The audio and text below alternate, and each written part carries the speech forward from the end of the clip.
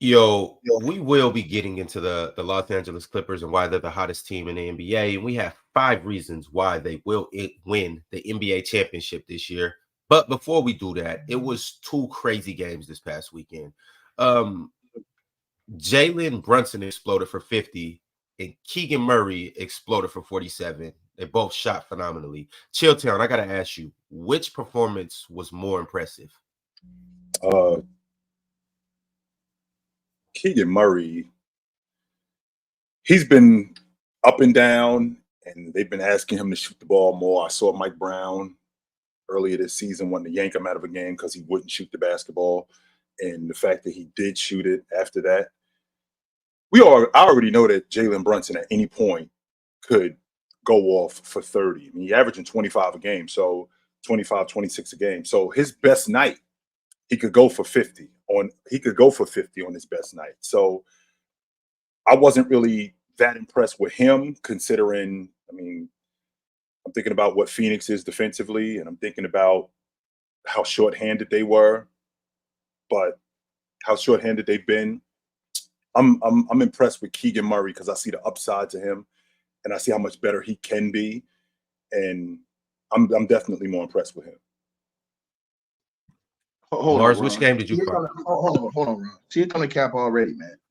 The cap already, bro. What do you mean? You ain't man? They got KD and Devin Booker on the court, bro. This is the type of stuff I've been trying to tell you. Listen, no. Hold on, bro. Hold on, bro. No, you hold on. So I didn't even get disrespectful with you, bro. I didn't even raise my voice. You don't have to. You don't have to. So I'm getting this. Hey, hold on, but so what? I'm just saying to you, bro. Like I'm just saying to you, man. This is why we talking about with the cap, bro. Let's be realistic. They got 2. Hold on. They got 2 Hall of Famers. One of the dudes, Mars and Lowe, and all these dudes are saying is playing at an MVP level, all-time great level, one of the best levels he's played at in his career right now in KD. Correct. Then you have another Hall of Famer and another All-NBA caliber, All-Star, perennial All-Star player on the team. Yep. You talking about they underhanded, bro? They got them, and they got role players. They got a big man who can do 30 on some nights if he's going. Right. Then they got another dude who can shoot the lights out the ball, Eric Gordon. Correct. And they got other pieces on that team. There's excuses. Correct. So when you say shorthanded defensively, you're undercutting what Jalen Brunson did. That's I don't respect by saying that. No. I respect you if you feel like Keegan Murray's performance was better. I'm cool with that. But when my whole problem with what you just said was the reason why I didn't want to let it slide is because you said underhanded. Bro, they got more than half the NBA got with just KD and Devin Booker. With just those 2 guys, you're supposed to be able to win at least 45 to 50 games. So don't not say the underhanded, because most teams don't have guys the level of KD and Devin Booker on their team. These are facts. That's all I'm saying. That's my only problem with you said. Right. Here's the difference with your logic, though, Ticket. The difference with your logic is that I saw Jalen Brunson put 44 on the best perimeter defensive player in the game last year in Drew Holiday. So this isn't something that is mind-blowing to me when he serves Devin Booker, who is not considered a defender. And they don't have any. No. We're not gonna say that because they say Devin Booker be playing great defense. So we're not gonna say that. They've been praising Devin Booker for his D. Once again, I saw him put 44 on arguably the best perimeter defender in the game last year in Drew Holiday in Madison Square Garden. I saw that. So this isn't something that's mind-blowing to me. However, Keegan Murray, who is in year 2, by the way, year 2 is the year that he's in the process of him being in year 2, he's been up and down, but he's starting to get better. I'm not disagreeing with you on that. I'm not disagreeing with you on that. I agree. No, I'm not saying what your point was wrong as far as who you picked. I'm just saying when you said that the Suns were shorthanded, they already were supposed to be a super team with Bradley Beal and those guys. Correct. So if you just take Bradley Beal off the team, damn it, they still supposed to be one of the best teams in the league. They are. But the difference with that, Ticket, is that they haven't had a lot of consistency. KD's been in and out of the lineup. Devin Booker's been in and out of the lineup. I could get with your logic. I could get with your logic if all of these dudes been together and they stayed in the lineup. That's not been the case though. KD's only missed like 3 games, and Devin Booker, no, he hasn't. Look, ask Mars, and then Devin Booker, he's only missed like 4 or 5 games. He's played. Right. They both played about 80% of the games together. It's Bradley Beal that's been out. Right, and with Kevin Durant missing the games, you still need that continuity with these guys, as opposed to teams that have had their guys, like the Clippers, for example, who Kawhi Leonard has played every game. Russell Westbrook played the majority of the game. Since they've gotten James Harden, he's been in the lineup. So when you got guys in the lineup like that, you create that continuity. They haven't had that. KD has been in and out of the lineup due to injury. Devin Booker also been in and out of the lineup, especially when you got a new team and you're trying to figure out who's going to do what. When you have that going on, you need these guys on the floor on the regular, and they don't have that. Well, I can come back by saying the same thing about the big man for the New York Knicks who's out for the rest of the season, and they need him big time. So, I mean, you easy work, Chilltown. Like I said, if you and Ron don't start conspiring behind the scenes, like trying to change the topics of the debate, I'll debate you and smoke you easy. But see, what the problem is, ladies and gentlemen, and this is what y'all don't know, and this is what y'all don't see, right? Chilltown and Ron are two chumps. They're behind the scenes. Chilltown came running his big mouth, his fat mouth, about he wanted to debate if AD was soft or not. So I said, yeah, Ron don't want to do that debate because he know I'm a smoke Chilltown. Then me and Chill, we already had an agreement that we wanted to talk about Mike and LeBron. Ron don't do that debate. Why? Because he know I'm a smoke Chilltown. So Ron want to pick debates where he thinks Chilltown can win. These dudes is clowns to me, bro. Like I said before, Chilltown, I love you, and I got the utmost respect for you, period. Whether or not I talk shit to you, that's how I play on the court, like that. But all I'm doing is just calling out the cap with you, starting with what you said about KD, giving KD and them a pass. Because them, even without Beal and the guys they had, they're supposed to be one of the better teams in the league, especially when you look around the league and you can't find two players on any other teams outside of maybe Giannis and Dame, AD and LeBron. You can't find two guys at that level on any of these other teams. Is that how you took it? Is that I'm giving them a pass? No, you just said you just said when you said Jalen Brunson did it against. You said Jalen Brunson did it against what type of team did you say they were? The Suns were. They were demand at times. That's what I said. Right? No. But I'm saying that I'm talking about the game they just played. I give Jalen Brunson full credit for the 50. Now listen, I agree with your stance. I'm not giving him credit for that. That's what I want to make sure that we clear on that. Oh, okay, I'm not giving him credit for that. I'm not saying that what he did wasn't great. He scored 50. I ain't fighting that. But again, I saw him score 44 on the best perimeter defender in the game. So I'm not surprised by it. Like, damn, Jalen Brunson went off against Phoenix. I've seen him go off against better defenders. But Keegan Murray, on the other hand, who's an up-and-coming star, for him to do what he's doing and to get it going the way he's doing, it's actually it's more impressive to me. I don't have a problem with you. I don't have a problem if you chill. I really don't have a problem if you think that. I just had a problem with you saying what you were saying, like that you was trying to make it seem like it seemed like you was trying to give an excuse for why he got the 50 against the Suns and them being, because I don't give them dudes no excuse. KD put himself in all these situations. He put himself in the same thing in Brooklyn. The Phoenix Suns are nothing but the Brooklyn Nets, Chilltown. That's it. KD orchestrated that. They put them. That team went to the finals when he went over there. And that half of that team, that entire team is different except for Devin Booker. So how are we talking about KD if we see the same thing with, because Brooklyn was a disaster. I want to make sure we clear on that. Brooklyn was a complete disaster. So if we see the same thing in Phoenix, which is what you think it is, you think it's Brooklyn all over again. How are we talking about KD? No, I'm saying that's what I'm saying. Hold on. That's what I'm saying. Because my brother Mars came in here the other day, and when Lowe came in here, they was talking about how great KD was playing this year.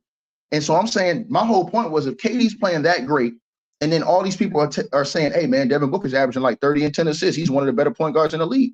And he's playing D. Because when I called out Devin Booker, all these dudes like, oh, no, he's playing D. Okay. So then that should be impressive to me, very impressive, what Jalen Brunson did. Now, I don't knock what Keegan Murray did, because that man hit 11 straight threes. That's to me, that's extremely hard to do. You know what I'm saying? So I'm with you on that. I'm just saying that I ain't giving KD and them dudes no pass. Because them dudes are supposed to, even without Bradley Beal, they supposed to be one of the better teams in the league, period. And for the fact that they not, and they're a mediocre team, even with KD playing at the level he's played, and him and Beal have played 85% of the games together this year, ain't no excuses for them dudes, bro. Ain't no excuses for them dudes. So when we looking at KD, bro, he's a fake LeBron. He tried to do everything LeBron did and failed. Go right quick, chill. Right quick, chill. I'm trying to get back to the initial question, and I want to ask Damo and Mars. No who do you guys have more impressive? Now, keep in mind, so Keegan Murray did go 11 for 11 to start. He finished 12 of 15, 16 for 23 from the field. He had 8 rebounds, a couple steals. Jalen Brunson, on the other hand, he actually went 9 for 9 from the 3-point line went 17 for 23 from the field, had nine assists, 6 rebounds, and 5 steals. So, Mars, I'm going to ask you, which one do you find more impressive? I watched the Suns game in its entirety, whereas the Keegan Murray game, I've only seen the shots he made. So Jalen Brunson's game is more impressive to me just based on the fact I watched it. Especially, like, he started the game. He didn't look like he was playing that great. He missed a couple bunnies at the rim. I didn't think he was playing great. And then the second half comes, and I don't think he missed a shot the whole second half. And that's a game where they needed, well, whether or not they needed that, I don't know. But they were losing going into the second half. And then he proceeds to not miss a shot and bring them home. That's gonna be more impressive to me because from what I've seen, Keegan Murray's a shooter, got some open threes and made a bunch of open threes. And I'm not hating because it takes a skill to go 11 for 11. That's borderline impossible. But what Jalen Brunson did to me was more impressive with the defensive attention he was garnering and to do it in a come from behind win. So yeah, I'm more impressed by Jalen Brunson. With that being said, though, Miles, we're also talking about a Keegan Murray who has been up and down, not with shooting, but with actually taking shots. The fact that he'll shoot, the fact that he had that much confidence to continue shooting the basketball. Because I've seen one go in, I've seen 2 go in, and then I've seen him pass on wide open threes.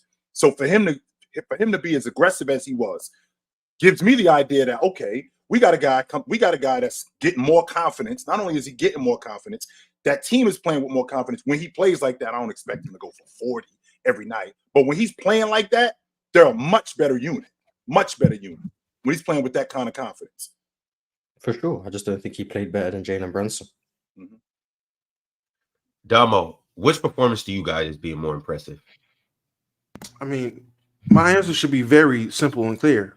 Keegan Murray, 3 for 4 from the free throw line. Jalen Brunson, 9 for 9, I believe. Hey, shout out Jalen Brunson. 9 straight free throws, made all of them. Cool, but ethical buckets is what I'm here for. And Keegan Murray not only was the more surprising, and I feel like was more important because he's been wavering all season. It was more ethical, so I know it was real. He dropped a real 47 last night. I got to give it to him. If you take the free throws away from both of them, he finishes with more points than Jalen Brunson on the Damo, what's your issue? Damo, what's your issue with dudes going to the strike? It's part of the game. Yeah, Damo, who was he guarding, Damo? Who was guarding him, Damo? It don't matter. Casper could have been guarding him. I'm here for. I'm just asking. I'm not trying to be disrespectful. I'm just asking you who was guarding Keegan Murray last night for most of the time. I can't tell you who because I didn't watch that game. Fontecchio. Yeah, I have no idea. And I can't get this kid's name right from Kansas. Agbaji. Yeah, he was trying to deal with him. It wasn't.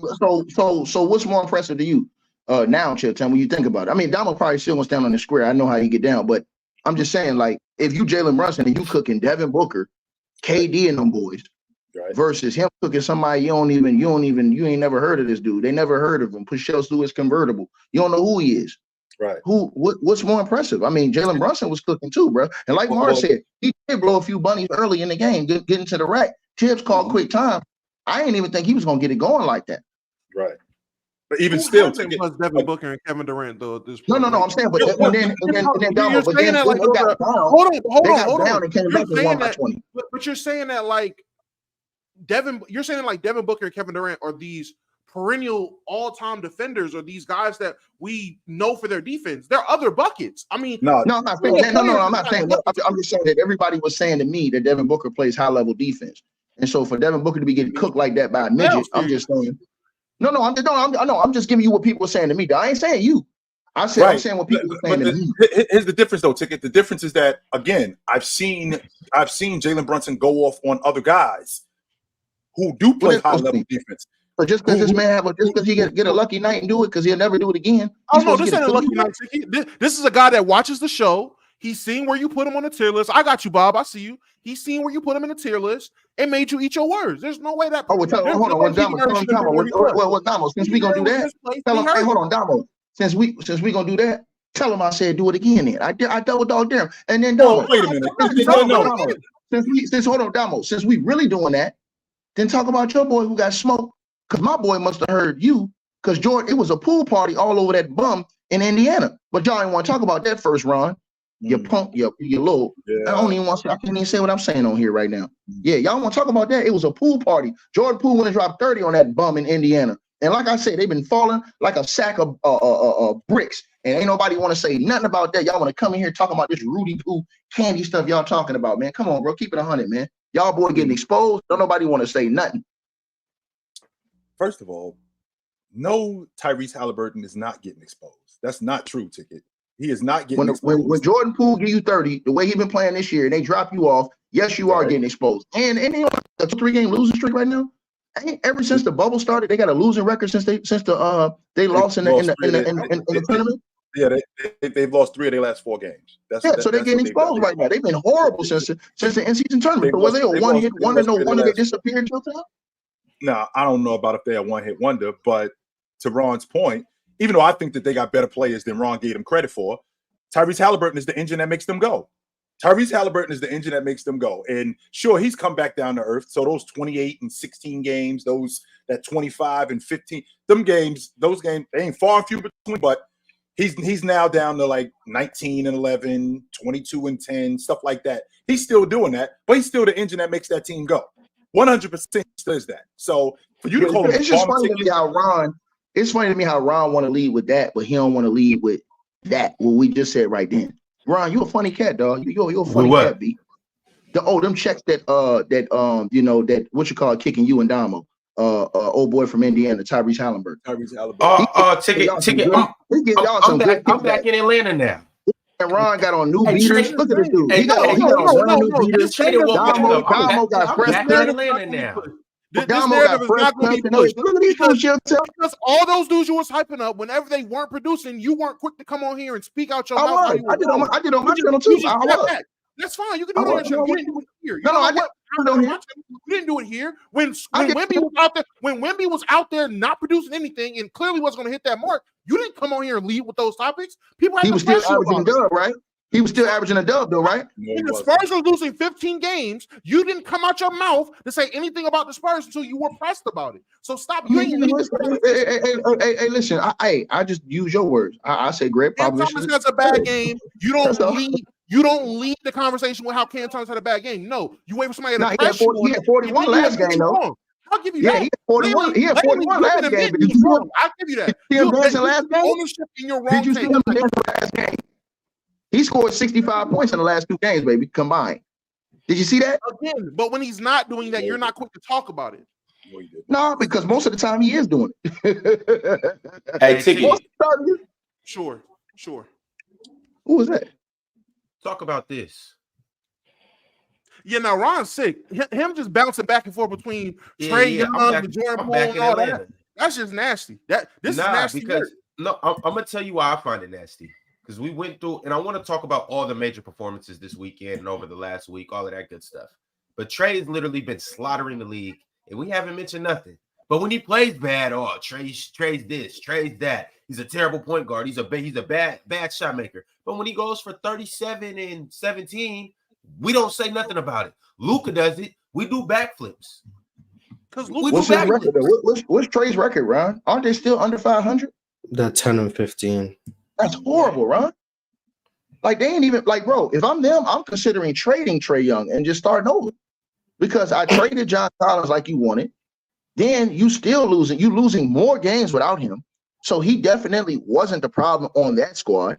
Then when you look at Atlanta, I brought in a new coach. You ruined, what's his name, Chilltown? What's the brother's name that got fired from Atlanta? You ruined Nate McMillan's name, got him ran out of there. You understand what I'm saying? You got a new coach, and you still losing with him. So I'm just saying, like, who we gonna praise for Trae Young? With Luka don't double up, came back this year. Everybody on this show pretty much think he's an MVP candidate, along with Shea and a couple other guys who we're gonna get to, because I told you about Shea last week, but you ain't want to listen, Ron. You stand here running your Rudy Poo mouth. So, but like I said, so when you look at it, you know what I'm saying? It's a mere bag of shells, Mars. You know what it is, baby. That's how we do. 37 and 13 is a mere bag of shells. That's what we're doing now. Everybody. No, we're not finna praise it right now, because with Luka 38 and 11 last night or on but Friday. You brought up Luka's name. Luka's one of the best teams in the NBA. and watch how this goes. I promise you, watch how this goes. Watch how this whole Dallas shit goes from looking so pretty and nice and something that we all want to buy stock in. And at the end of the year, it's going to look so raggedy and nobody's going to ride on that boat. I promise you, when it starts getting rocky, when it starts getting rocky, we're going to see which ships can float and which ships start to sink. And I promise you that Dallas ship is not going to look all that good. Nobody up here is going to want to go on a cruise on that. Is Luka on the cruise?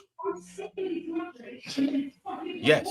Okay, so I'm always, and I mean always, going to pick that cruise. I mean, if it's riding with Luka, it's riding with Luka. That is a next potential goal. What are we talking? That's why people talk about and glaze Luka like that, because there's a genuine level between Trae Young and Luka Duncan. Yeah, somebody's background sound wild. It sounds wild as hell back there.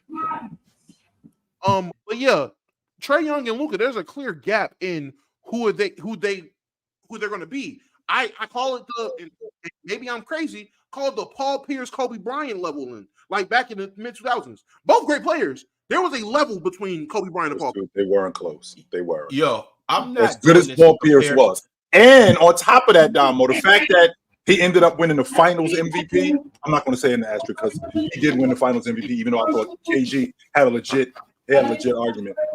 And everybody, that was actually a conversation between Kobe and Paul Pierce. I never entertained that. At no point did I entertain that because I never thought that they were close to each other. Trae Young and Luka, the fact that Trae Young has taken his team to the Eastern Conference Championship, just like Luka has taken his team to the Western Conference Championship. You're talking about Trae Young going, I think he went 38 and 11 a couple of nights ago, Ron. I mean, you can't leave out the 8 turnovers that he had. That's a pretty big deal to mention that, too.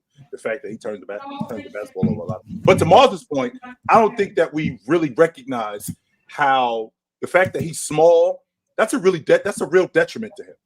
It is. It's a real detriment to him. Simply off the strength that he is found defensively as a liability, even though he gives effort when he's in the paint trying to finish, because he's not a great athlete like what Allen Iverson was or guys like that. That's a huge detriment to him. So when you look at a guy like Luka at 6'7", who can finish around the basket, who can shoot over guys, I do think that there's levels to it.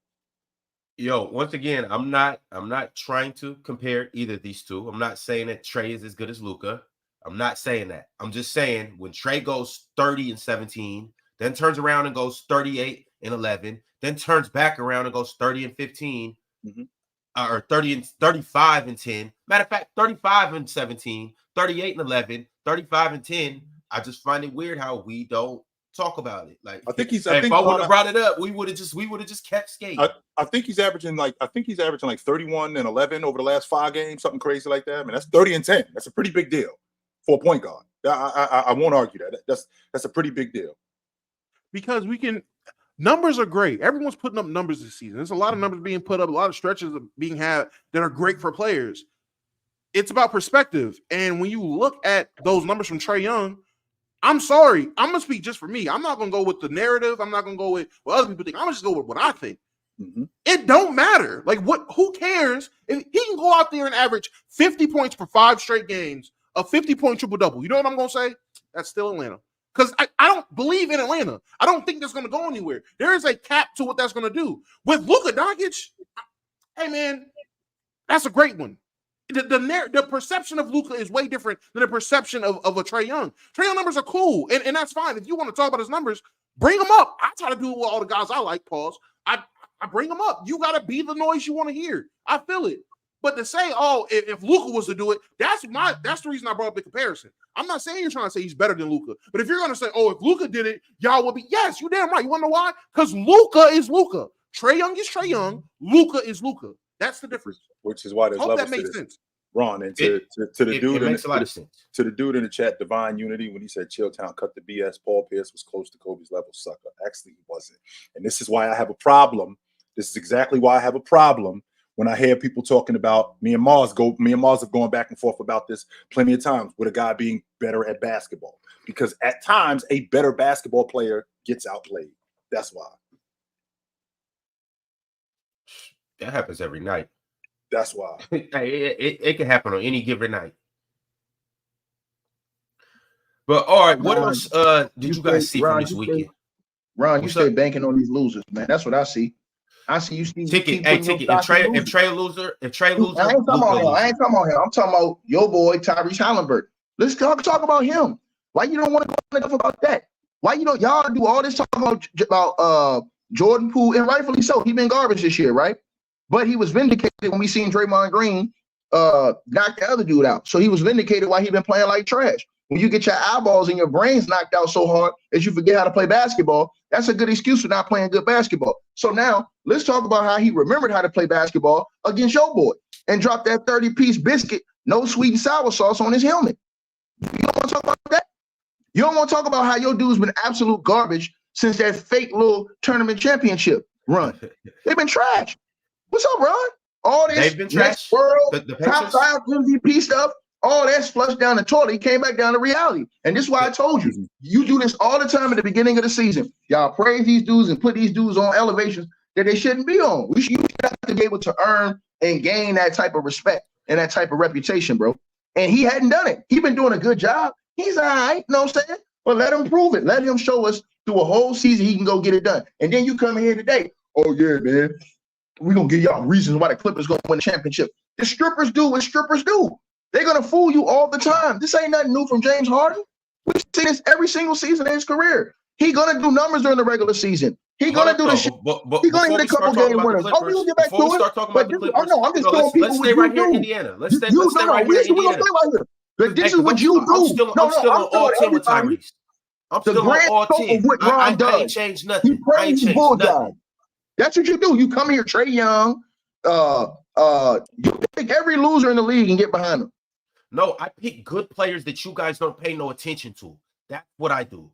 Because they losing. Nobody wanted to show Hallie love until I started showing Hallie love. I started showing Hallie big love. Yeah, you got the whole NBA showing Hallie love. I get that. Like I said, the team is whack, and I told y'all this. I told you. Well, I would say nobody wanted to listen. Yes, they was on a good run, but the team is not good. Have I not been preaching this from the beginning? That's not true. He is him. No, you and Damo do this. You and Damo have done Hallie and Jordan Poole. I promise you. No. I'm not saying. I'm saying this is what you and Damo do. If you put Jordan Poole on that team, you and Damo go to all these teams. Changes the whole narrative of that team. That's the point that I'm trying to make. With Haliburton, they are a competent team. Without Haliburton, you and Damo go to the worst teams in the league, Ron. You and Damo go to the worst teams in the league. And see, I know Damo's he really watched the game. Because Damo will come tell you about players you ain't never even thought about hearing about, Chilltown. Damo will come tell you about somebody from Detroit you ain't heard about, somebody from the Hornets you ain't heard about. So yeah, I do respect Damo. He's a hardcore NBA basketball fan. But these two ain't doing nothing. Damo always be coming talking about how they should be on TV, get more airtime. For what? The Pistons are the Magic not the holy hell beat. Go ahead. No, I'm saying the holy hell beat out of them, Damo. The Orlando Magic. Ever since you said that about Orlando that day, them dudes don't fell all the way off. They don't lost every game to the Celtics ever since. They've been getting the hell beat out of them ever since you made that statement about them a couple weeks ago. And then, like I said, the Indiana Pacers. These dudes are horrible, bro. And it ain't because of the role players. It start with that dude y'all set up here and try to put at the top, not you, Damo, but Ron tried to put a top 5 NBA level, MVP level. Stop doing this to those dudes, bro. It's a reason why they ain't on TV. It's a reason why they're not getting those games. Because they ain't built like that. If they was, they would be. Listen, when it comes to the Magic, I mean, yeah, I guess they were a 2 seed. Now they're a 4 seed. I mean, I don't know. That's fallen all the way off. They're still a 4 seed. They're 16-9. The only team in contention that doesn't have double-digit losses. I don't know how we're going to say they fell all the way off, but that was a team I was very high on this offseason. That was telling people y'all should check them out. Look at them. This team is deeper than y'all think. This team is better than y'all think. I also told people I also was telling everyone Sengun's going to take a leap this year. I said that. I said by the end of the year, we're going to be talking about Sengun like he's a top 5 center. He's in those talks. So far, with how Sengun's been playing, I mean, if you don't have him top 5, he's 6 and knocking on the door. Like Sengun's been balling. So again, with all these guys that I'm talking about, it's funny that you will pull up the Pistons, but no one wants to talk about the Magic. I gave everyone 4 teams this year that were going to take leaps. 3 of them did. 1 didn't. I'm 3 for 4. That's still efficient. Just like Keegan Murray's 3 for 4 from the free throw line made his 47 ethical. It all circles back to Indiana really take a lead.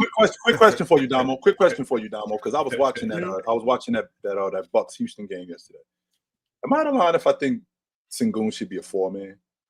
I don't love him. I'm not saying that he shouldn't play the 5. I just don't love him at the 5. And I know what the 5-man is today. I know the 5-man is more perimeter oriented. I know the 5-man is handling the basketball on the perimeter. I do know that. But when I watch him, I think about a dirty work 5-man like Jalen Duren. Like if he played with Jalen Duren, how much more effective he would be. Somebody like that, if you can move him to the 4. If he played with somebody like a Miles Turner type guy that did all the dirty work, you can move him to the 4. Kind of like how I feel about Bam. I'm not sure if I love him at the 5. I'll say this, and Mars, correct me if I'm wrong, because I'll give you the chips. You're definitely the bigger Rockets guy than me. I'm going to just say what I think. With Sengun, I'm not mad at putting him at the 4, but if you're going to do that, then you got to go all in with this team being his team. And I know me and Mars went back and forth about that before on, well, they do use him in that way.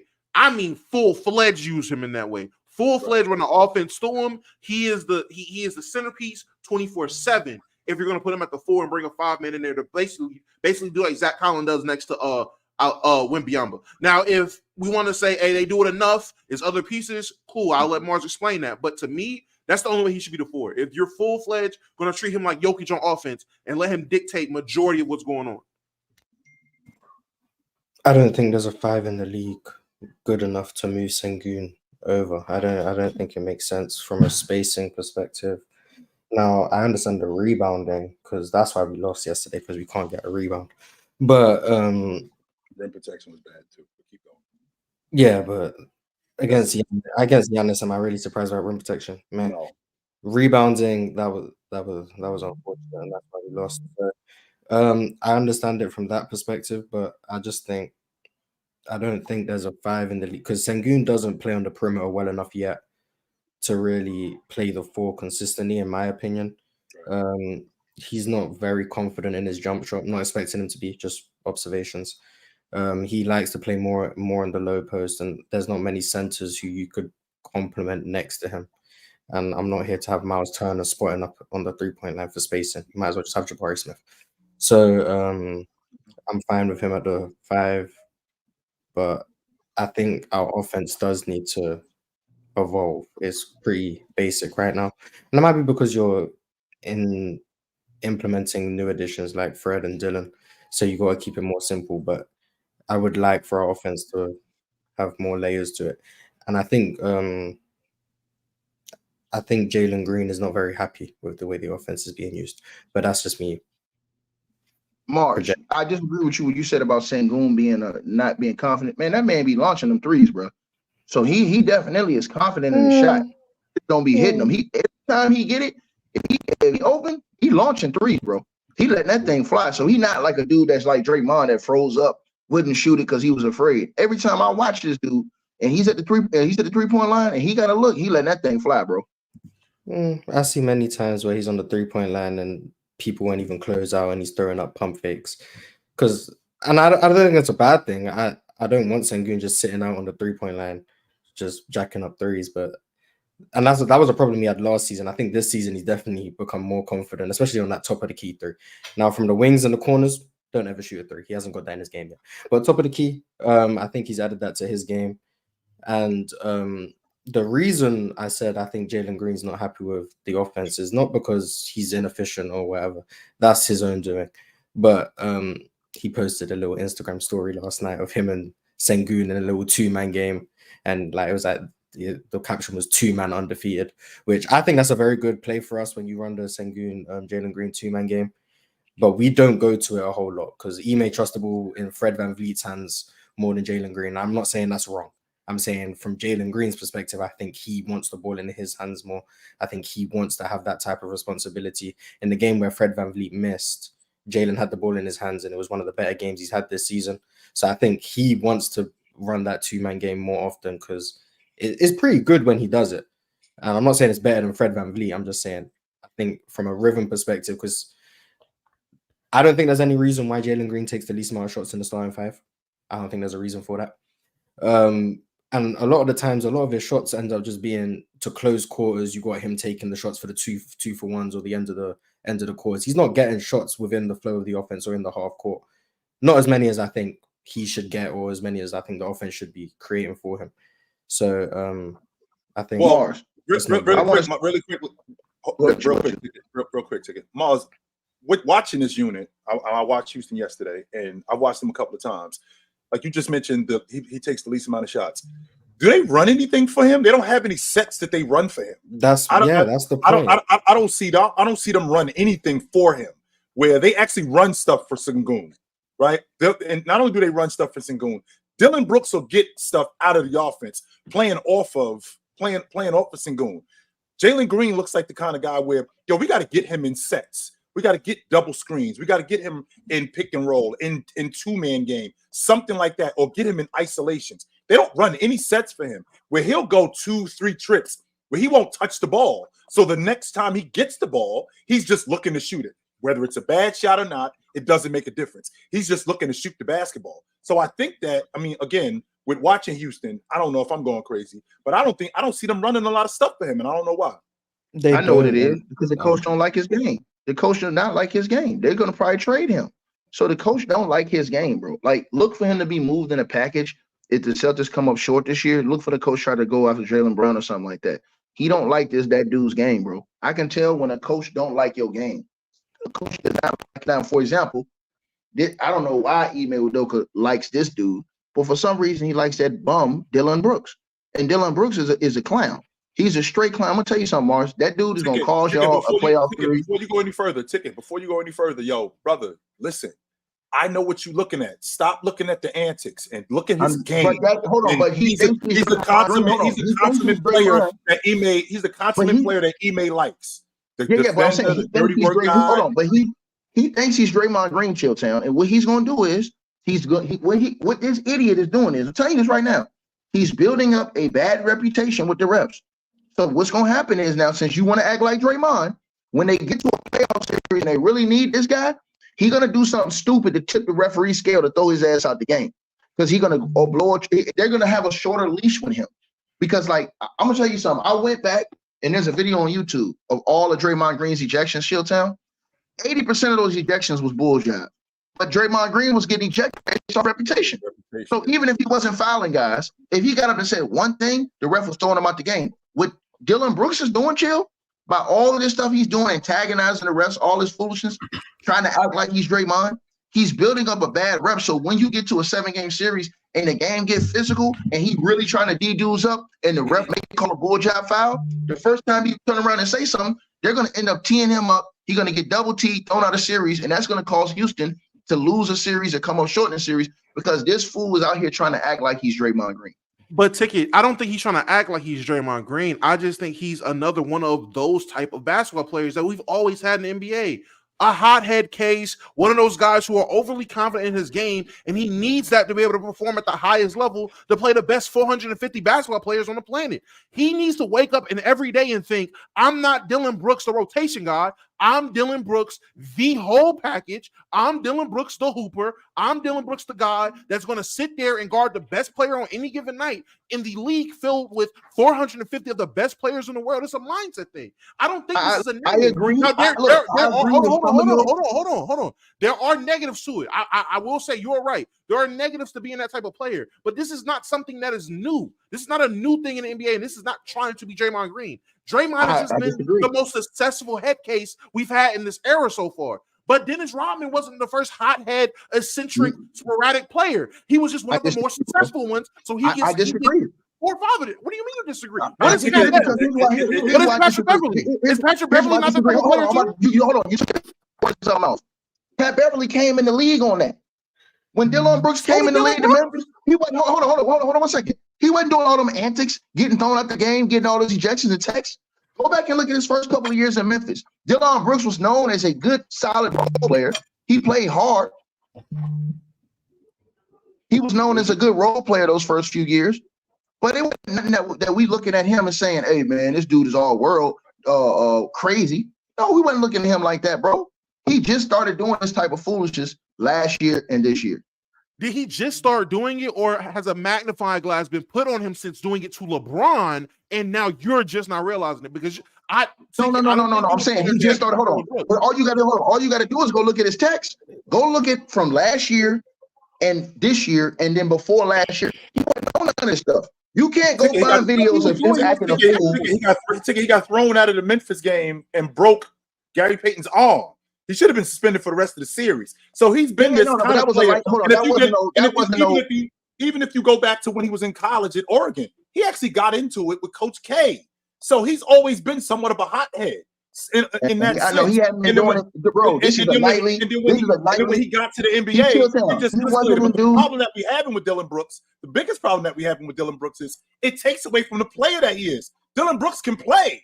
Dillon Brooks is no, it doesn't, bro. I thought he was better. I thought he was better in Memphis. He was better in Memphis to me when he wasn't doing that. On his logic, he was better in Memphis when he wasn't doing that to me. To me, he was better in Memphis. To me, he was better in Memphis when he wasn't doing all this poke the bear and all this other stuff and scream. He was better in Memphis for those first couple of years before he started doing all this. Then look, that last year and this year is when he started with all these crazy antics. Oh, poke the bear and staring dudes down, all this foolishness he been doing. He wasn't doing that them first few years in Memphis. Who was interviewing him before? Because he came No. in. Hold on. I watched the game. I'm talking about his antics during the game. I'm talking about his antics during the game. That was a 22-win Grizzlies team. His second year, when the Grizzlies were 33 and 49, when they started to improve, he was hurt that year. He only played 18 games, so he missed an entire second season. The third year was the 34-win Grizzlies team in 2019-2020. Is that not when Josh started to emerge a little bit? And by that time, if you knew Dillon Brooks, he was already doing little things whenever he did get playtime. I'm telling you, Dillon Brooks has always been this. He is just given more opportunity, so he's given a bigger chance to do it. At first, it was the microdose. Yes, it's amplified. It was microdoses at first. I'm telling you, you were not checking for Dillon Brooks when the Grizzlies I was watching all the game. I was Damo. Damo. You don't know, bro. Listen, bro. Bro, you can ask all the followers on YouTube, bro. I used to do all the games live, the live streams, the commentary for all those games, all those Memphis games, because I was a big Ja Morant and a big Zion Williamson fan. So I was watching all of Memphis's games even back then. So because we had bets going on about those two, I said that Zion was going to be better than Ja, and I was wrong about that. Not Zion was going to be better than Ja and better than old boy from the Knicks right now. And so, like I said. So I was always watching the Memphis Grizzlies game. I'm just saying, my whole point was this. I thought Dillon Brooks was more effective the way he was playing the year before the last year in Memphis. I thought the last year, and especially this year, that's why I see trying to act like Draymond. Like, if Mars, look at this dude. Look at his ejection last night, yo. Look at what he's doing. He was never staring down LeBron James and these dudes, poke the bear, and all this other foolishness he's doing now, bro. And y'all mark my words. You guys will go against me on a whole lot on this channel. Come to playoffs, the Houston Rockets will be a playoff team. They will get a matchup in the first round that they could possibly be able to win. And this idiot, because somebody's going to try him, is going to get ejected, and he's going to cause that team to lose a series based off stupidity. That's not ridiculous to say that. I won't go as far as the series ticket, but that's not ridiculous to say that he'll do something dumb, because he's done that already in the past. In the playoffs, he's done that before. He's gotten kicked out of games. He's done stuff like that before. So that's not ridiculous to say that. It's not. I want to take this time to go ahead and acknowledge all of our viewers and followers and say we appreciate y'all for being in here. Chat, you guys are goated. If you guys haven't got a chance to like the video, now's the best time to like the video. Also, if you're ready to grab some merch, go ahead and go to our site. Check out what we got. I promise you we got something that you're going to be willing to grab or wanting to grab. So go check out www.playerschoicemerch.com. Also, you have the ability to send super chats via PayPal, via Cash App, via Venmo when you're not on the show, and we'll read them on the show. Before we go any further, Ron, are we not going to talk about Damo in here looking cleaner than the kitchen sink? Are we not going to get on that? Is that just going to be something that's just going to go over everybody's head? Are we not going to talk about how fresh Damo is in here today? Is that what we're not going to do? So we ain't doing that? I mean, what's really good, brother? What's going on? My boy cleaned up, man. I had Saturday I had a daddy-daughter dance. So I gotta get fresh. I couldn't go out there embarrassing my baby, man. Yeah, I gotta get out there like that. I had to clean up. And Ticket, I was watching that Houston Rockets game. Ticket, please do yourself a favor. Start paying more attention to Middleton. I think you looking at Middleton I think you're looking at Middleton like he's washed. I don't think he's washed, Ticket. He's just more effective how he plays now. Sure, he doesn't get up and down like he used to, but he's still money in the mid-range. He still can create his own shot. He still gets good looks in transition. He's still one of the better passing wings and getting guys involved. I don't think he's washed, Ticket. I think you need to start paying more attention to Middleton. He moved like a 50-year-old. He moved like a 50-year-old man. He's gonna get exposed in the playoffs on defense, because of his lateral movement. And like I said, he just ain't the same as he's been before he got hurt. That Which injury is fair. It really took a lot from him. I can see it. That's fair. But he still is. He's still. I don't think you're giving him enough credit for he hasn't lost as much athleticism as you think he has, Ticky. He still gets up and down the floor really well. He does. If you really want to talk credit, then the people that should be in here talking about credit is Mr. Morris Blackman that's standing on the top of your screen right now. Because Mr. Morris Blackman, who I call the great one, you understand what I'm saying? He wouldn't give credit to the immortal one, Klay Thompson. And since he said that stuff about the immortal Klay Thompson. Oh, hold up. Wait a minute. Let me put some pimping in it. Where did he go? What's up, Mars? I think he had 6 or 7 threes a couple of nights ago. I think, or last night against Portland. I think he had 6 or 7 threes or something like that. Something like that. He had 28 last night. Right. What he had 6 threes last night, I think it was. Something like that. He's been playing good over the last couple of games. He has been. He's been shooting the ball a lot better. Yes, he has. Get on him, Ticket. Get on Mars, Ticket. By how he was coming Ever since Mars said Klay Thompson was washed, ever since the other week, me and Mars had that argument on Klay, and Mars said, and I said, Mars, you better watch out for Klay before Klay hit you. And Mars was like, oh, well, then I ain't worried about that because he'll miss like he always been doing. Yep. Okay, well, he ain't been missing. He ain't been missing since Mars said that. That man been on fire. So, It's like crazy. I called him more 14 months ago. Nowhere. So if it took him 14 months to hear what I said, I guess I called him washed over a year. Well, ago, so. listen, like I said, are you impressed right now, Mars? What you seeing from Klay? Yeah, he's playing. He's making shots. That's nice. I mean, I said this would happen because I called him washed in the preseason too, and I said every year Klay Thompson goes through a stretch where he starts making shots, and then people go crazy. Make the apologies as loud as the disrespect. When he plays 20 terrible games, it's Klay will be back. Then he plays 5 good games. It's I told you he'll be back. He's great. And then he'll play terrible again. And it's he'll be back for 5 games again. And then I have to be told, he's not washed. See, look at these 5 games. I don't care. Well done. He's playing well for 3 games. Congratulations. I'm not going to hate on him for. So, but how was he? But Mars, if that's the case, how did he shoot 40 from 3 last year? So no, that's the case. How did he shoot 40 from 3? I never said he can't shoot. I'm saying, but you're saying he's washed. No, I'm saying you're saying he's going through 20 game stretches where he's playing bad, and then 4 or 5 games or 3 games he's playing good. I'm saying if that's the case, how the hell is he still averaging 21 on 40% from the 3? That's what he's been averaging his whole career, damn near. Because Klay Thompson will have games where he goes 9 for 12, and 9 for 12 is 75%, and it can balance out a game where you go 1 for 8. Like he did earlier this week. Would make that 10 for 20. Like he did earlier this week, Mark, when he went 2 for 10. Like he went 2 for 10 a couple of days ago. Yeah, like before the by the way, the Clippers game where he made 8 threes, he still can't dribble. Like, nice, he can make shots. That's great. Congratulations, Klay. You can make some threes. Finally, the Warriors have needed you to make some threes. Fantastic. He's still washed. He's still terrible on defense. He still can't dribble. He still can't pass. He still can't get to the rim. And then when he does get to the rim, he can't finish at the rim. So well done, Klay. You can do the one thing you were always able to do, which is shoot the ball. Even if Klay shoots 40% for the rest of the season, I'm still going to call him washed because he can't do anything else. Luke Kennard is Klay Thompson at this point. What else can Klay do other than shoot? What else Mars, can he do? with that being said, though, he's never been a great passer. I wouldn't even argue Klay being a good passer. Yeah, but at least back then he could play defense. Now he can't play I will give you that. But so if you want to argue that Klay can still shoot, I never argued that Klay couldn't shoot. I never once said Klay cannot shoot the basketball. I even said last season when he was shooting 40%, I was calling him washed because he can't do anything else.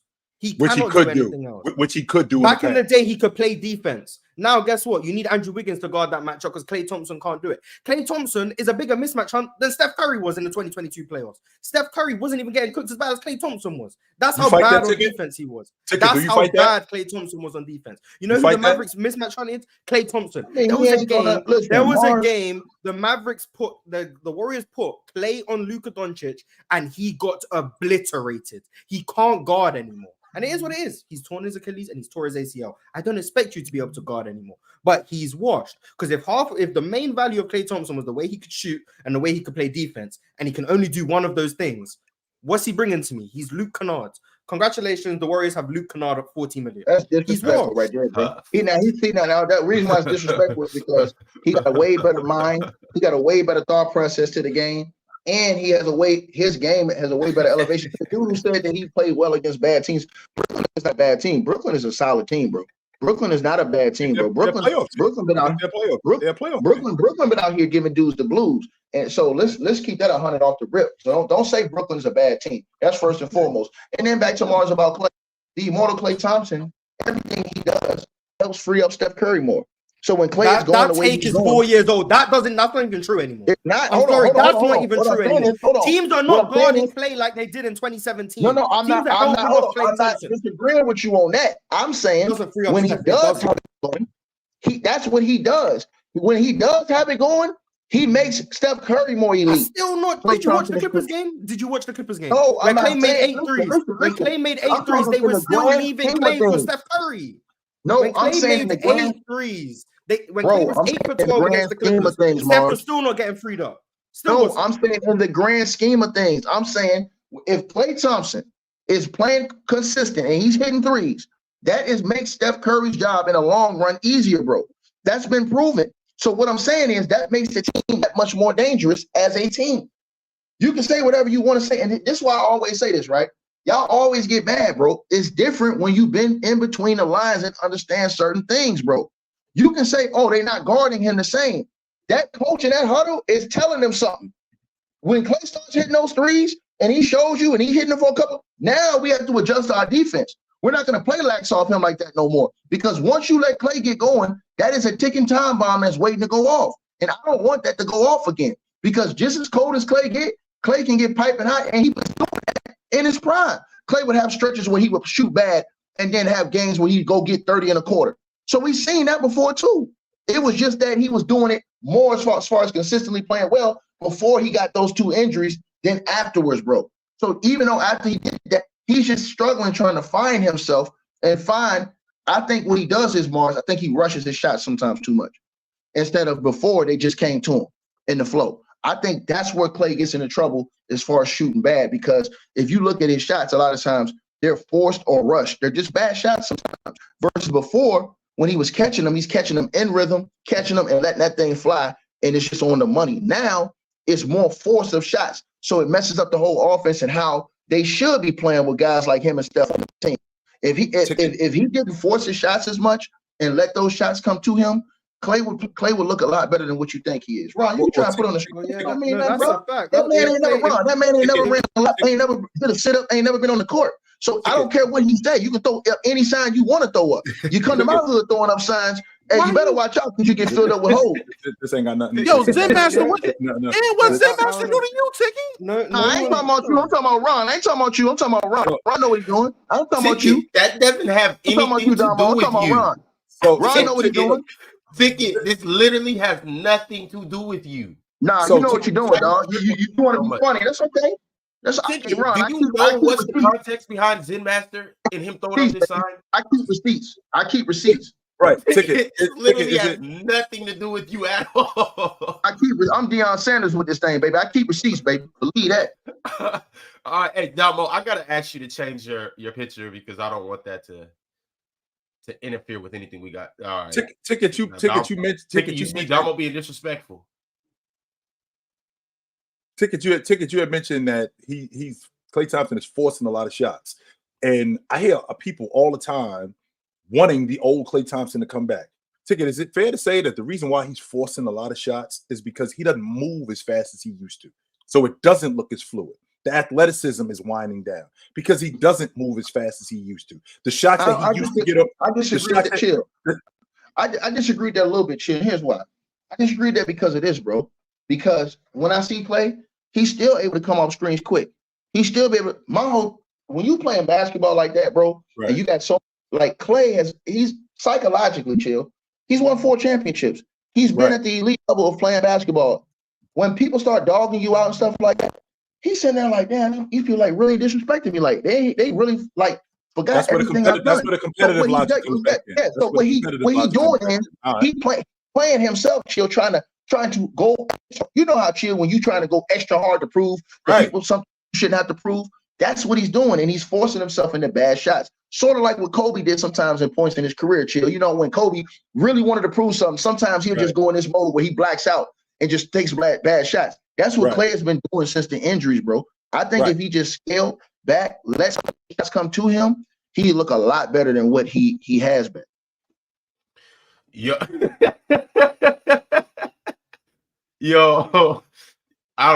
y'all childish for real. That's all I gotta say. But I'm gonna bring some context into everything that's going on.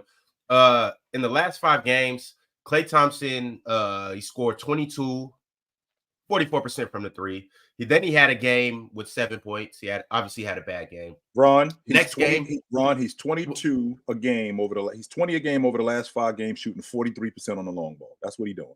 He had a 30 ball, 24, and a 28 piece last night. But the Warriors, they played against the Trailblazers last night. Yep. And Klay obviously had a good game. Andrew Wiggins off the bench, he finally put together a good performance. 25 points, 7 rebounds, went 9 for 12 from the field. But the most glaring and surprising thing of the game is that Steph Curry, his streak of double-digit games, it was 268 straight games above 10 points, was snapped last night. He went 2 for 12 from the field and only had 7 points. Thoughts and reactions to this? He a bum. I mean, let's call it what it is. He's washed. It's over for Steph Curry. He's finished. I'm just being funny. No, we approaching the Christmas. I told you guys before the season. Where's the times where Steph Curry plays terribly? Around Christmas, around Thanksgiving, and then again around Christmas and the New Year. Where are we approaching? Christmas and the New Year. So if you were expecting Steph Curry to play well in this time of the year, that's on you because he never plays well at this time of the year, and his 3-point streak is over because he never plays well at this time of the year. So I'm not surprised. Steph Curry's always a bum at this time of the year. But none of this is shocking to any of you. No, it is. He does this every year, damn near. Literally every single year in December and early January, he's a terrible player every year. Like, do I expect Steph Curry to at least make 1 3 in a game? Sure. Yes. But am I surprised that if there was a time, if you told me pick any month where Steph Curry will not make a 3 in a game, I'm gonna pick December or January every single time because that's where he plays terribly. Ron, if you was genuinely talking, the first couple of years of his arrival, it would surprise me because I'm like, yo, you're supposed to be this guy. After about 2018-19, it is just normal. It's just normal for him to have a dead period of basketball where he's just not hitting anything or shots not going down. But then he usually turns it on. I don't see him in the season like this. I typically don't see him going to the playoffs when he is in the playoffs and having that effect to a high degree. He's especially since last year's playoffs, that series against the Kings really solidified it for me. When Steph wants to turn on and cook, he's going to turn on and cook. All right. That's not the surprising or the part that like jumps out to me the most is that he had like he's cold. I'm not surprised about that. I'm not surprised about the stretch that he's possibly going to go on. My thing is, how does Steph Curry only shoot 12 shots? I don't care if he went 0 for 12. You guys know the whole Kobe adage. If I'm 0 for 20, I'm going to make the next one. My thing is, Steph Curry only shooting 12 shots, especially against the Blazers, that just doesn't make sense to me. Klay Thompson shooting 16 and Klay only shooting 12, or Steph only shooting 12, that doesn't make sense to me. Andrew Wiggins off the bench shooting 12 shots and Steph only shooting 12 shots, it doesn't make sense to me. I would just think more is just kind of like your logic on Jalen Green. I would expect you to get more shots. And Steph Curry is the offense. So how – and they managed to win. But I'm just like, I don't see a world where even if Steph is 2 for 12, where I'm still not feeding him the ball and getting him more shots. Even if he's missing like that. Teams defend him like he's the only person on the team who can do anything. That's why. So if he doesn't have it going, he doesn't. Some of his shots were still forced anyway, because I think he's conscious of his streak. But teams defend him like no one else can do anything, and they get open shots because of it. And normally they miss. But yesterday they were making shots, other than him, obviously. And it worked. And if his teammates are making shots, he doesn't need to still ISO, mismatch hunt, blah, blah, blah. If they're trapping him, just move the ball. The ball will find someone who can make a shot. So he only took 12 shots because this is a similar reason why when he played the Clippers and Klay made however many threes, 8, I think, teams are still trapping Steph, doubling Steph, helping off everyone else. It gives open shots for other people, and he shot poorly in that game. Similar concept here. But I think we got to talk about how hard it is to score 10 plus points for like 800 games. What's LeBron's streak? It's a long streak. I think it's a stupid streak that it doesn't include the playoffs too. But since it's just a regular season thing, it's impressive to never have a game below 10 points. Now, I will say I think it's funny that when he got hurt against the Hawks, he stayed in to get his 10 points. That was kind of funny. But other than that, like it's very impressive to know that on any night, if you have LeBron on the court, your team has 10 points guaranteed. So that's pretty cool, because I think the next longest streak is like Embiid or something. I didn't watch the Warriors Blazers game. I'd be lying if I said I did, but I did catch them a couple of nights ago against Brooklyn, and I don't understand why Steve Kerr is still married to his philosophy with these guys, with Steph Curry, with Klay Thompson. He's still, and if Draymond was playing with Draymond, he will not go with these young guys more, and I don't understand it. I understand that you won with Steph, Klay, and Dre, but to the point that the conversation that we had a couple of days ago about in 2022 when they won the NBA championship, that was the perfect time to flip this roster. That was the perfect time to capitalize on the assets that you had. But instead, he sticks with this roster, and guys like Przinski, guys like this kid Jackson Davis that they have, ridiculous dirty work guy who I really like, right? Guys like that, Kuminga should be featured way more than he is. Why he isn't featured? A coach always gonna go with what they know and what they feel. And that's the problem, Ticket. That's the problem right now. That's why they're in 11th place. But check it out. Hold on, but check it out. Right. Steve Kerr, think about it like this, dog. Steve Kerr don't want to go through no rebuild. He don't want to go through no breakdown. He'd rather ride out with the guys he got than go through it all over again. Let me give you a case in point. I'll give you 2 quick points. Yep. First thing with Tyronn Lue. Remember what happened with Ty Lue when LeBron left and he wanted to play J.R. Smith? And they told him, don't play JR. He like, nah, I'm playing JR. Why? Because I know JR. He won championship with me, and I'm not going to do him dirty like that. I'm going to ride with my guy. Right. That got him fired, but he was willing to stand on that square, you know what I'm saying, and move forward like that. Okay, cool. Go back and also look at some of the other legendary coaches. They're going to ride with their guys more than not if those guys have proven to them over the course of time that they can get things done. They feel indebted to those guys. So a lot of the coaches, Chilltown, you don't see them make that move unless they're willing to go through a full rebuild or a rebuilding situation. Steve Kerr don't want to do it. He's already made it known that he only got a couple years left to coach. When Steph Curry's gone, he's gone.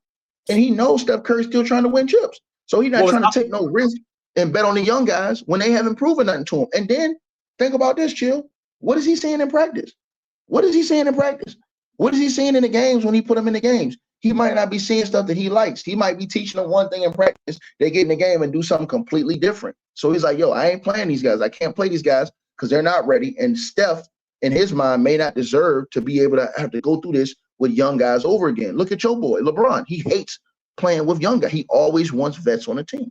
Well, when you got older guys like that, we rocking on a year-to-year basis. But if that's the case, Ticket, if you're not interested in going through a rebuild, then you shouldn't be here, because it's obvious that this Golden State Warriors team is on the decline, a steep decline. This is a team that just won the NBA championship 2 years ago. They're in 11th place. If the season ended today, they're not a playoff team. He's still trying to figure out what his rotations is. Andrew Wiggins went to the bench. Why are we holding on to this unit when you got young guys? Now, you just said, Ticket, no, the West is still wide open. Now you did. No, it's not. You just said it is. Hold on, chill. Outside of two teams, who's guaranteed in the West? you just said again, Ticket. You just said what you see it in practice. I'm sure Kuminga is in practice. Whoever is in front of him in terms of a wing guy, Kuminga is busting that guy's ass. It's not about that. Of it. Chill, I'm it sure ain't chill. Hold on, chill. Let me get this. Yes, Ticket. That's how you find it. Chill. It's not a chill. It's not about that. I'm gonna tell you the truth. You can call my coach and ask my G League coach Chucky Atkins.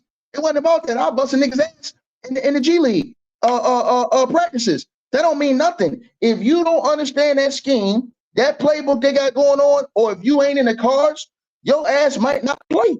Simple as that.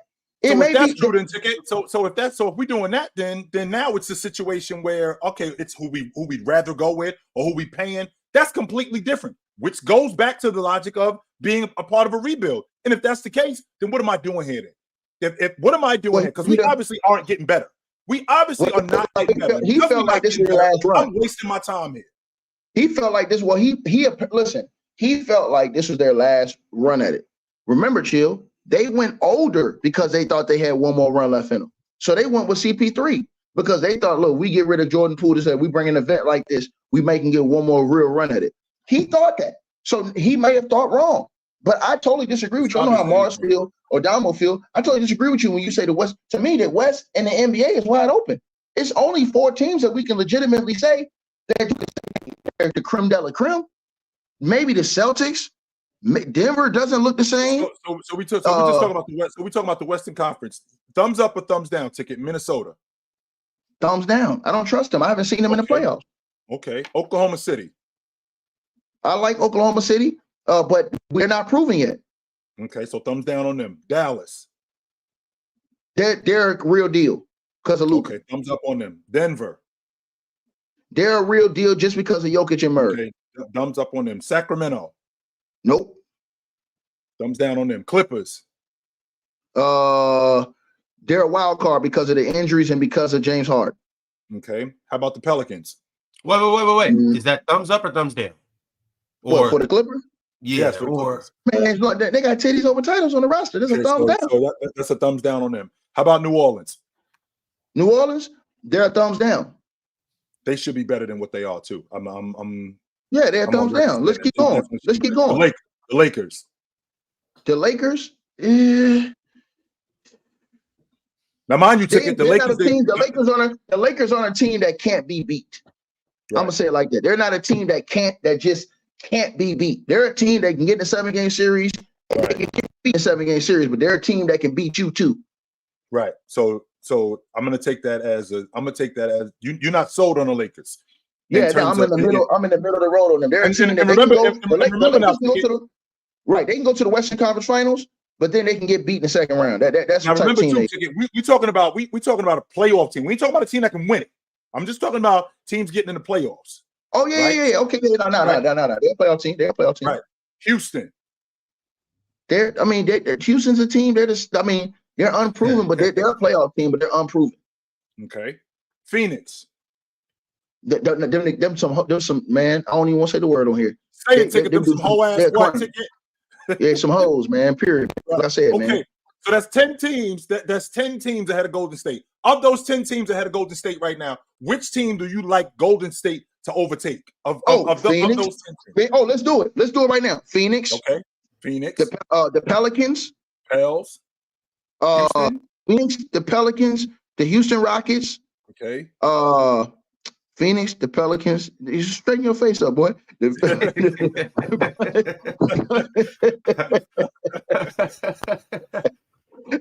all right. Hey, I can smell something. Yeah, you could have solved Mars out. I'm gonna say it like this, Phil.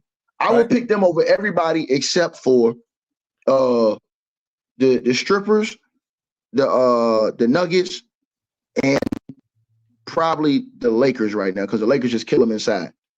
Those are the three teams that's a bad matchup for them when they play against the Lakers. Yes, everybody else, bro. If they can avoid those 3 teams early, man, it's open season. I'm picking them against the Kings. They still own Bobby Evans. Bobby Evans is still somewhere trying to find his other 2 braids. So I don't know the hell he at. See what I'm saying? That he's still taking a walk somewhere. You see what I'm saying? Bobby, Florida. You know what I'm saying? Peter Bob X. I don't know where he at. You understand? So yeah, we ain't worried about them. The T-Wolves, like I said, I still would pick Steph Curry in the series against the T-Wolves. Then if you go over to the East, I'm picking Steph against all them teams except for Giannis. Ticket, you think that the Golden State Warriors are still a championship contending team if they end up in the playoffs? Listen, bro, they got Steph Curry. He picking Steph, not the Warriors. He picking you Steph. Got Steph Curry. When you got Steph Curry and the chance of Klay Thompson going off, I still pick them dudes in a 7-game, not 1-game chill, in a 7-game series. Yes, because they still got that championship grit and know-how, bro. Somebody got to take it out of them for me to see that. Now, the teams I told you, the Lakers can do it. The Nuggets can do it. That's about, them. And then, like I said, I'm not even sold. You're sold on the Celtics. Yeah, the Clippers can do it. I'm not sold on the Celtics. I'm not sold on them. Man, the Milwaukee Bucks, they have the style to do it. So that's the team. Every other team in the East, man, I'm still picking the Golden State Warriors. Yeah, I'm with Ticket. I wouldn't say that they're better than some of these teams, but I'm one of the believers that Golden State's going to turn this thing around. I think Andrew Wiggins is gonna wake up. Like, once again, Andrew Wiggins has been a 20-point scorer in the past. The last few years he's been phenomenal for Golden State. Klay Thompson's going to start shooting a little better. Steph Curry is Steph Curry. Some of those young pieces are going to start getting better. They don't really have a bad team. They're just playing bad right now. I really they're old. That. They're old, Ron. They could be old, but hey, chill. You've been around long enough to know these old teams are scary. Like definitely long enough. Long enough. You can coast through the season, through the regular season. When you get in the playoffs, it's a whole different story. Oh, absolutely. I can see the Houston Rockets. I can see the Houston Rockets get chill. I can see the Houston Rockets get into the conference finals and get the right first round matchup. And I'm just being honest. I ain't saying that because Mars up here. Hold on. I ain't saying that because Mars up here. As long as idiot Dillon Brooks keep his head on straight. Like, for example, check this out, Chilltown. If the Houston Rockets play a team like Sacramento, if they play a team like New Orleans, if they play a team like the OKC Thunder, even though I like OKC, if they play one of those teams, they're not, bro, that's not a guaranteed series to beat the Houston Rockets.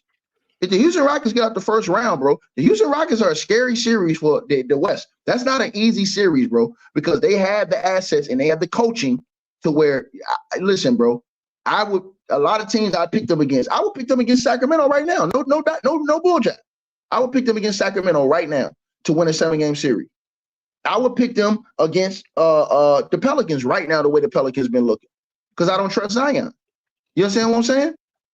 So I would pick them against again. I would pick them against the Eagles right now because I don't. I'm just thinking about. I'm thinking about a Golden State Warriors team that's older.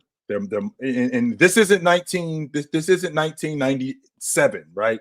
Where the majority of the teams in the league, the best teams in the league, the Bulls, the Jazz, those teams were the best teams in the game, and they were the oldest teams in the league. This is a young man's game today. So you got a Golden State Warriors team that's not very good at taking care of the basketball. I think they're at the bottom of the league in turnovers, right? They're at the bottom of the league in turnovers. They're at the bottom of the league in I believe in points around the basket. They don't get to the basket a lot. Their game is predicated on shooting the long ball, which is why they've struggled. Because guys like Klay Thompson, right? Because guys like Steph Curry, they still dependent on these dudes to still do what they used to be able to do. Now, again, Steph Curry is still Steph Curry, but we're in this point of the season where Steph Curry isn't very good. Klay Thompson has been doing this since he came back. He hasn't been on an even kill. He's been good over the last 5 games, but he hasn't been good he hasn't been on an even kill.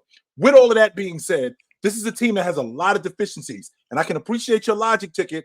If this was 2 years ago because they had Steph Curry, I can't get with it today because there's so many more deficiencies on this crew. And having Steph Curry having to carry that, I'm not sure that he can do that. Not today. All right, y'all. I got super chats. I'm going to go ahead and dive into these. After this, I still want to hear you guys' weekend recap. What did you guys see over the weekend that, jumped off your screen? What do you guys want to talk about? But before that, Ant Talks Hoops.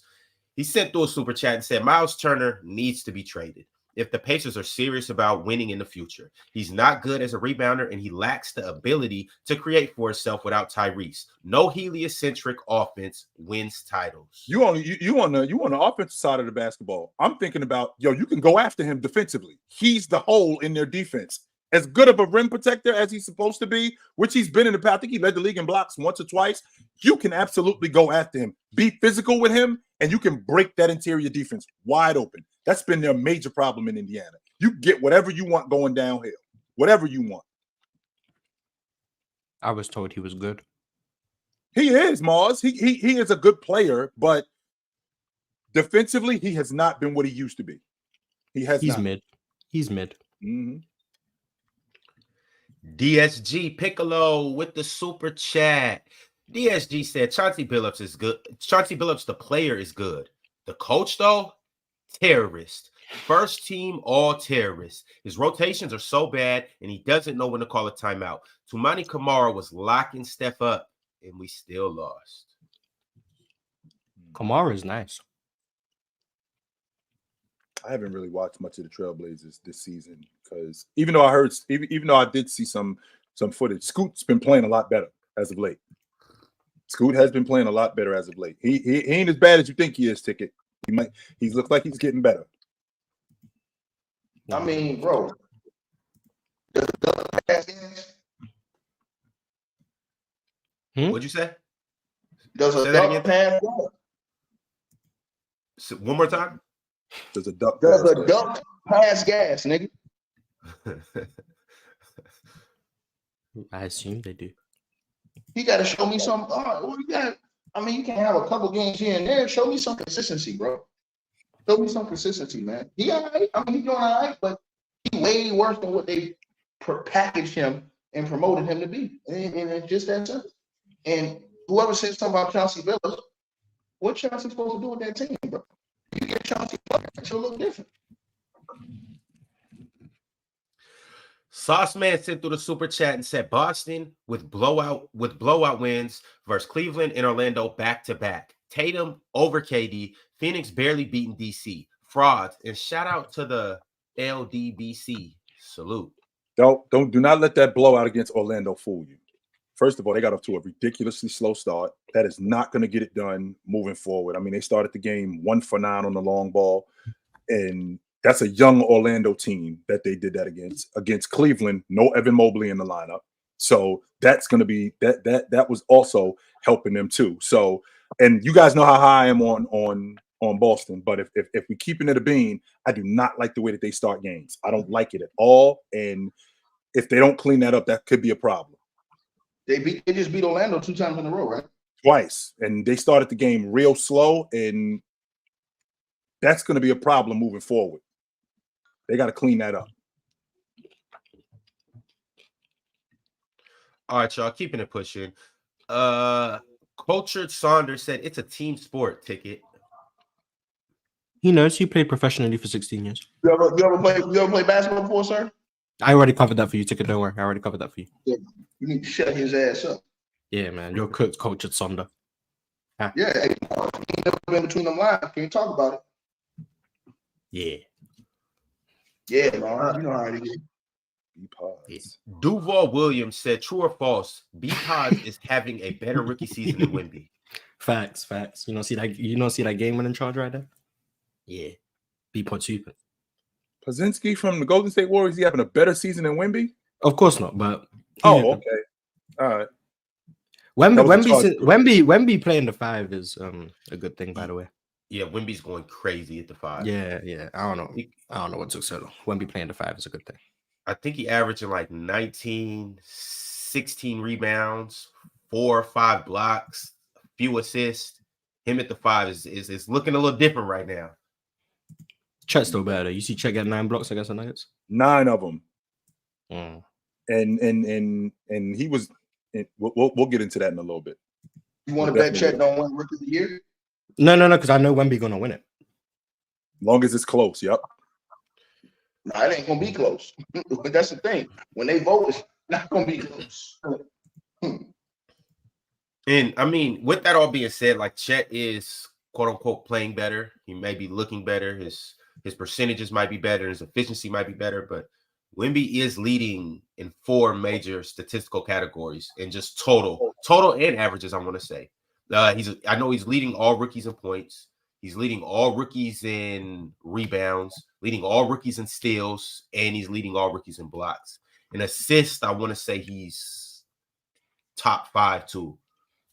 Mars, that wins Rookie of the Year going away. Even if Chet might be right now the better player, that wins Rookie of the Year going away. Oh yeah, he's gonna win it, but I don't care about accolades. So this is gonna hold no bearing to me. Mars, I don't think Chet's a better player. I think Chet's in a better situation. Mm-hmm. You told me, and I disagree. So, what does Wemby look like on OKC? Nigga, what does Chet look like on San Antonio? I think he looks way different on that Oklahoma City team. Way different. Probably like much better. Yes, with the group that they have, yes, much better.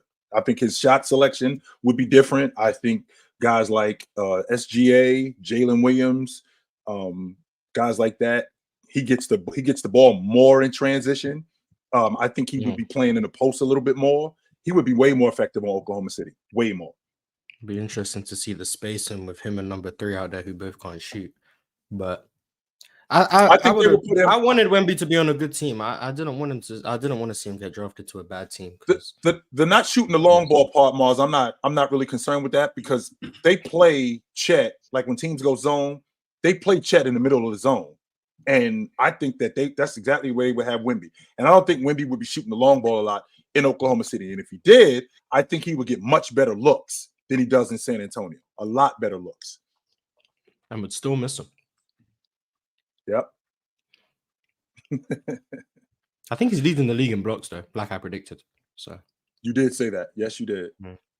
Speaking of OKC, since we are here, Chill, I know you wanted to allude to something, but it was the game winner this weekend by yes, it was by the man, the myth, the legend himself, SGA. But one of his teammates sent through a tweet. You guys know Terrence Mann? Did you guys see that? Trae Mann. My bad. Trae Mann.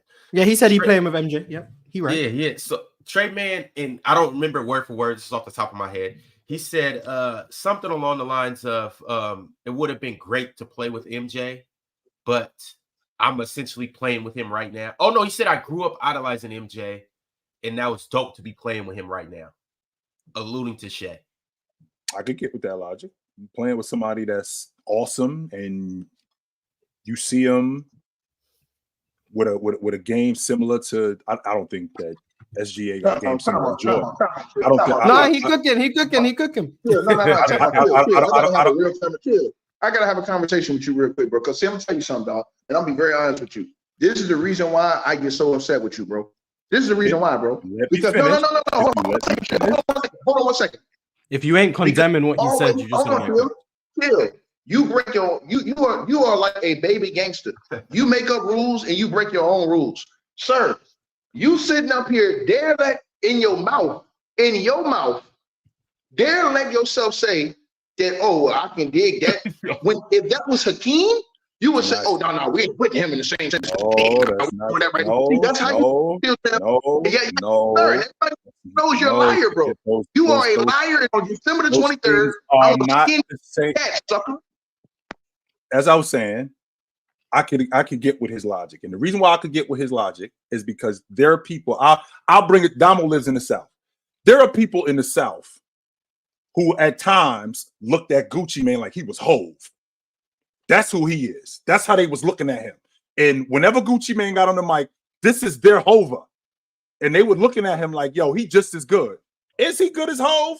I'm from the Northeast. Absolutely not. I don't think that. But in the South, because that's what they had, that's how they looking at him. So this young kid is looking at SGA like he's Jordan, even though he ain't as good as Jordan, but he around him every day, and he's bugging out on how good this dude is. And he thinks that that's what the standard is. I know for a fact SGA ain't Jordan good. Not right now, he ain't. No, absolutely not. But this dude is around him all the time.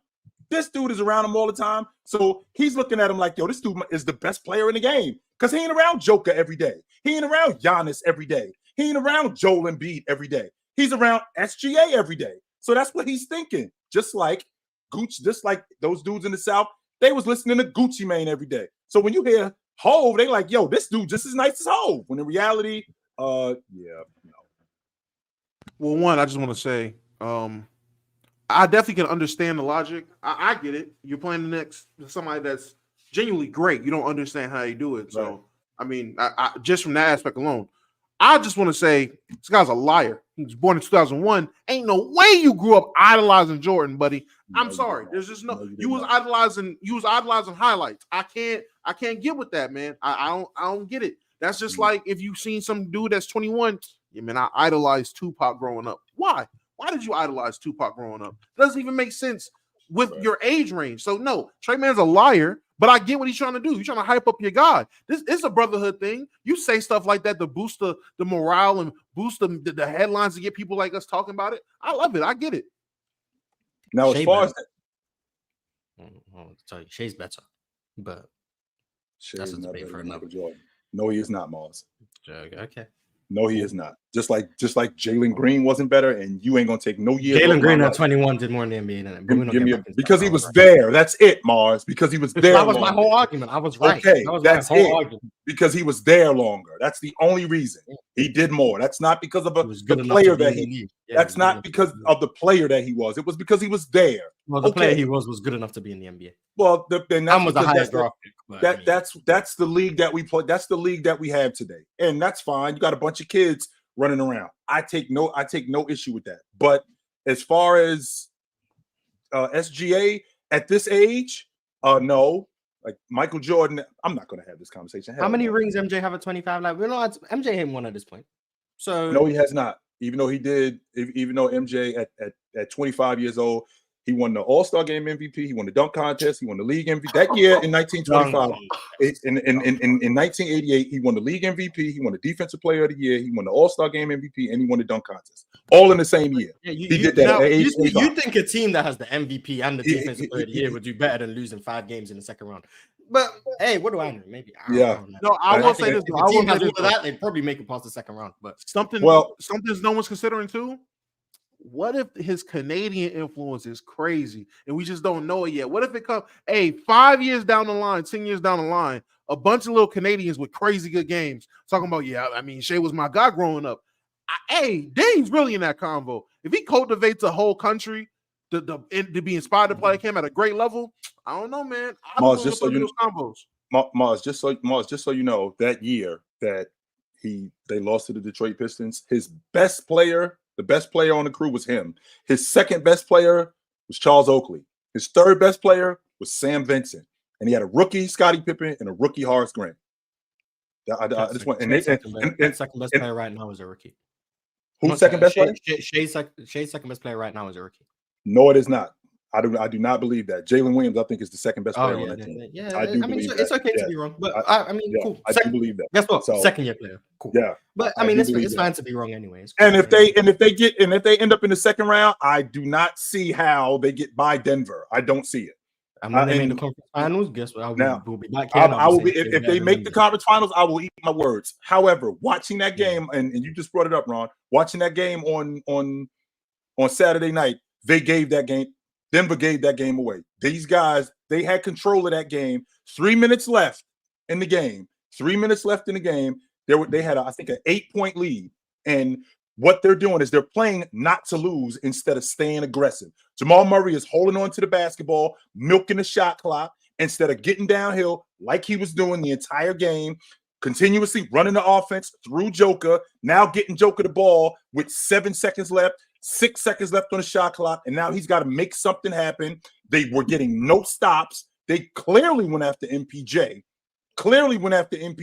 On the regular, getting him in switches, not only getting him in switches on SGA, and SGA just went after him. Same thing with Jalen Williams, went after him. So I feel like that Denver team had that game won.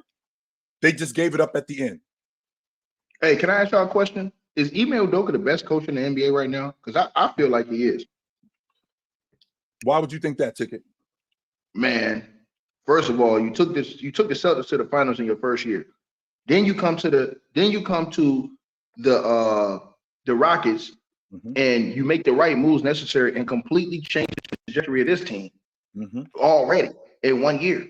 A team where I don't think if Ime Udoka was coaching them, they wouldn't be good at that. I think they'd still be a bottom feeder.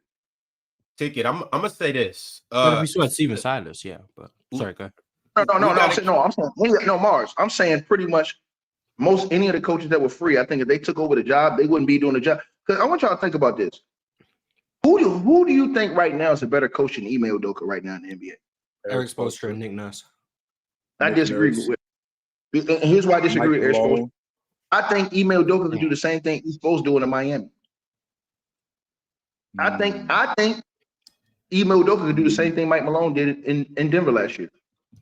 Ticket. I'm not gonna say I don't agree with you. I'm not gonna say I don't agree with you. Hold on. So what I'm saying is when we put this into perspective, and watch this, Damo, I got one for you, buddy. I think that the Detroit Pistons would be way better than they were if Ime Udoka was a head coach. And I ain't saying a little bit better. I'm saying way better. You know why?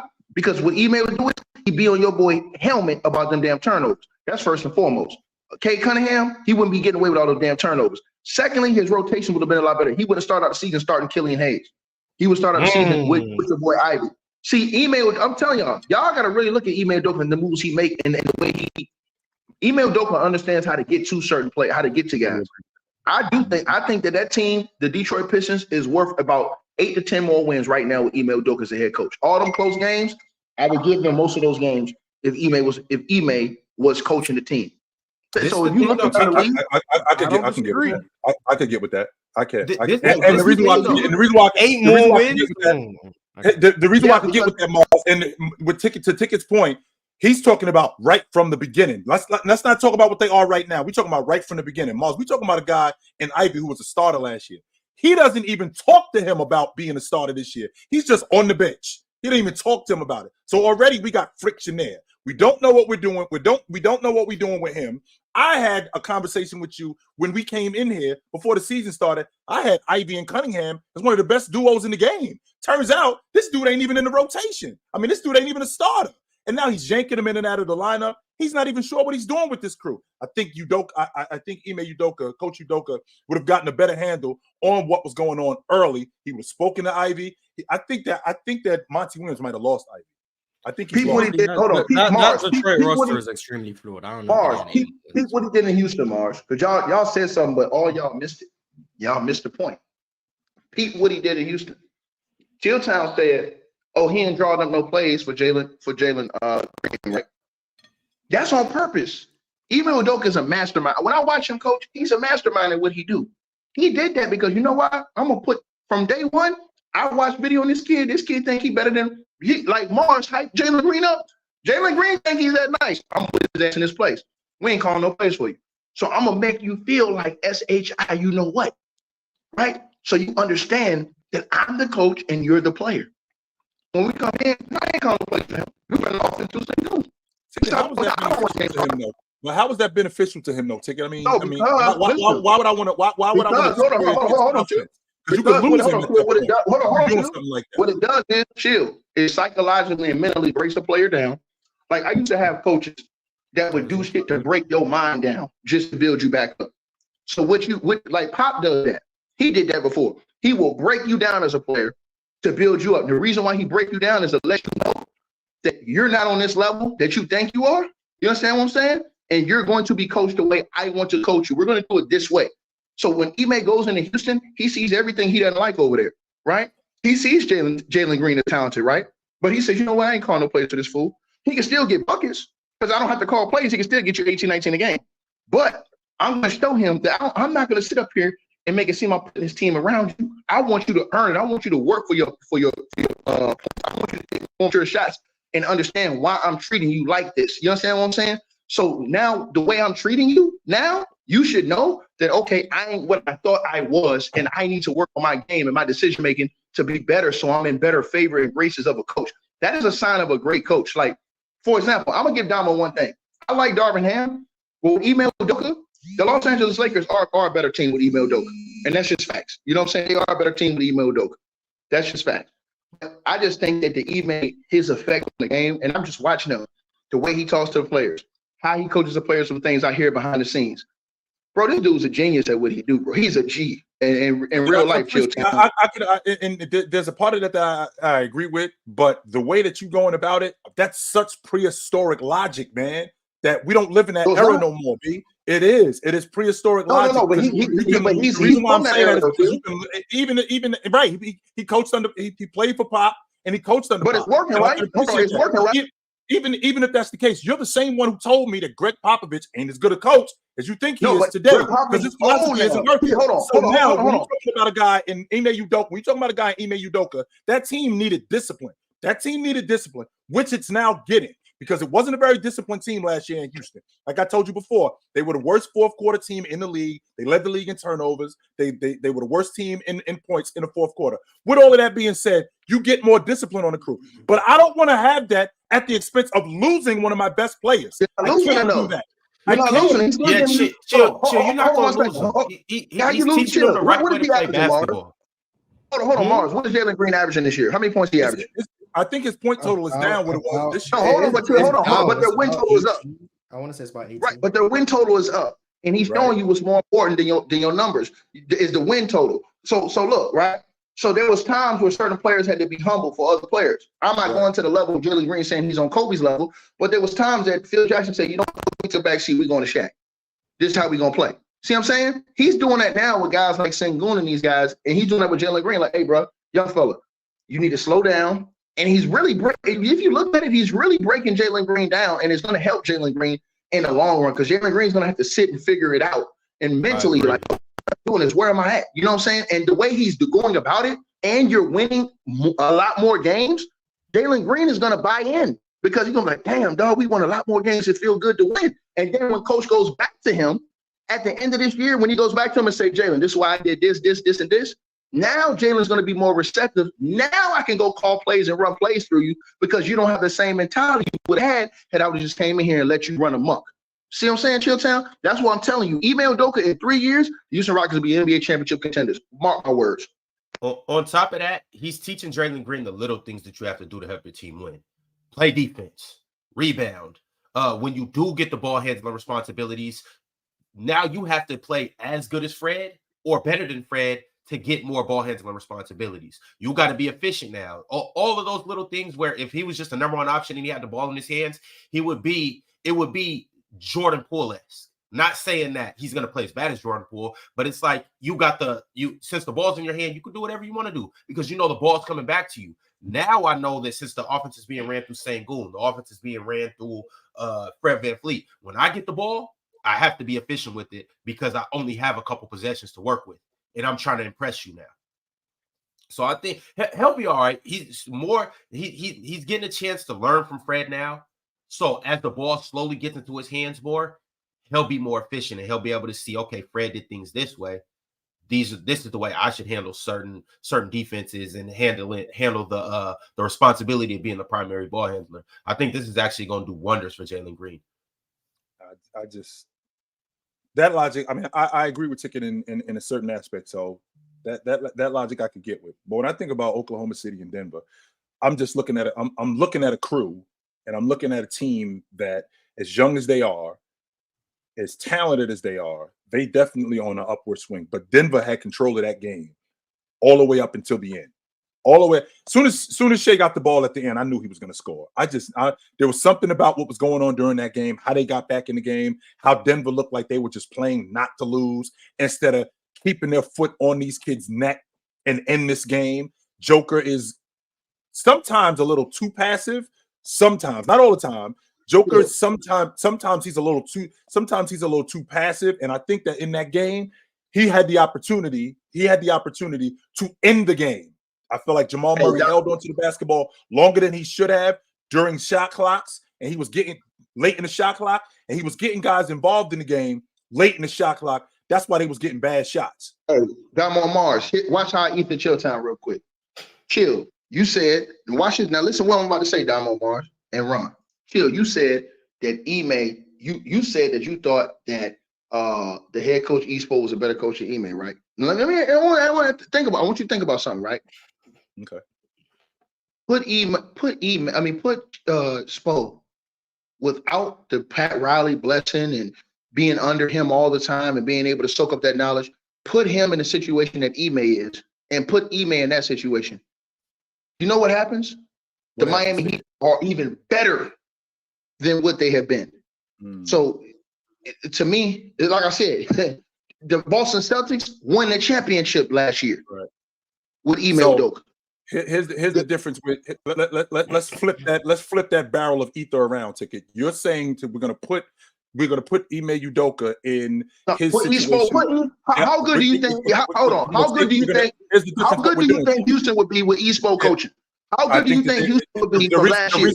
The reason why I think that they're going to be good is the same reason why Ime Udoka is good. Why? Because Ime Udoka coming over to Houston, he's not coming over to Houston blind. He does have that Greg Popovich wisdom with him. No. I'm saying he doesn't have Whoa. Just like Eric Spoelstra has that, just like Eric Spoelstra had that Pat Riley wisdom with him, he would take that Pat Riley wisdom with him somewhere else. And he would implement that into whatever crew he was on. So if Ime Udoka goes over to the Miami Heat, he's bringing that Greg Popovich logic with him, and in the process of him bringing that Popovich logic with him, which is kind of similar to what Pat Riley is, he would be just fine. So there is no way that there was a drastic fall off with them. No, I think Espo without Pat Riley in certain situations get exposed. And the reason why I said what I said about listen. The reason why I said what I said about Ime is because he didn't just come from Popovich last year. Wasn't Ime an assistant coach over with the Brooklyn before Damo? Before he went to and then where was he at before then, Damo? He was under Popovich. No, right. No, I'm saying before he went to the Boston Celtics, who was he assistant coach for? He was in Brooklyn. Was it Brooklyn or was it San Antonio? I forgot. Yeah, he was assistant coach for Brooklyn. He was on the Sixers coaching staff before Brooklyn. Yeah. So he had been out of Popovich. He had been out of Popovich's realm for a minute. Yeah, he was with Philly. Then he went to Brooklyn. So he was from up under Popovich for a minute now. So I'm saying that Espo had access to Pat Riley every day, telling him this, telling him that if he ain't getting it done right. I'm saying that if you took Espo and just threw him in that situation that the Houston Rockets were in last year coming this year, I don't think the Houston Rockets is good. I think Espo is good in Miami as a head coach. I don't think you could take Espo, put him to Toronto, and tell him to turn the Toronto Raptors around the way they are now. I don't think you can tell Espo to go to the Chicago Bulls and turn them around with the same roster they got right now. Ime can. I don't think that. I think the two are totally unrelated, but I mean, I think the two are totally related, and the same thing you think. So you think? Hold on, Chitchat. You think that Espo could go to the Chicago Bulls right now and replace Billy Donovan and change their team around right now? I think you could. I think in it not right now. Just like Ime Udoka couldn't go to I don't know, Charlotte and turn them around. No, he's doing it right now. No, he's doing it right now. This is right now. He's doing it right now, sir. If Eric Spoelstra gets on the Chicago Bulls before the season starts, he had. If Eric's supposed to, no, it's not right now, Ticket. He had that before the season starts. If Eric's supposed to get on the Chicago Bulls before the season starts, that's a different group. It's a different philosophy. Yes, it's a different group. It's a different philosophy because the same logic that you're bringing with Ime, the same logic you're bringing with him having access to Pat Riley. Yo, we do not live in the 80s, Ticket. We have access to everybody at any point. Hold on. Yes, we do. Do y'all think the Chicago Bulls would be better right now if Eric Spoelstra was the head coach? I do think that. Better than what they are? Probably. Yeah, I'm about to say better compared to now. Yes. What do you think Espo does for the Bulls right now? I do think if he's there at the end of last season, going into the offseason, he has his say-so in what the direction of the team is, the energy of the team is going to be. He's able to have input on guys he will want drafted or signed. All those little things, then going into training camp and establishing the energy and what we're going to be known for. If he's able to do that, I do see them being better. Now, I'm not saying, they're a championship team. I'm not saying that, but they're definitely going to be better than what they are now. Right, just like Houston isn't. Houston isn't a championship team, but they're a playoff team. Man, if he went to the Detroit Pistons, instead of them winning 5 games this year, they'll win 11. You talking about Spo, or you talking about? I'm talking about Spo. Ticket. One thing I do know about Spo is I do know that he's going to take the players that are on the end of the bench, the middle of the bench, and play in these undrafted players, second-round players, and he's going to make them ball.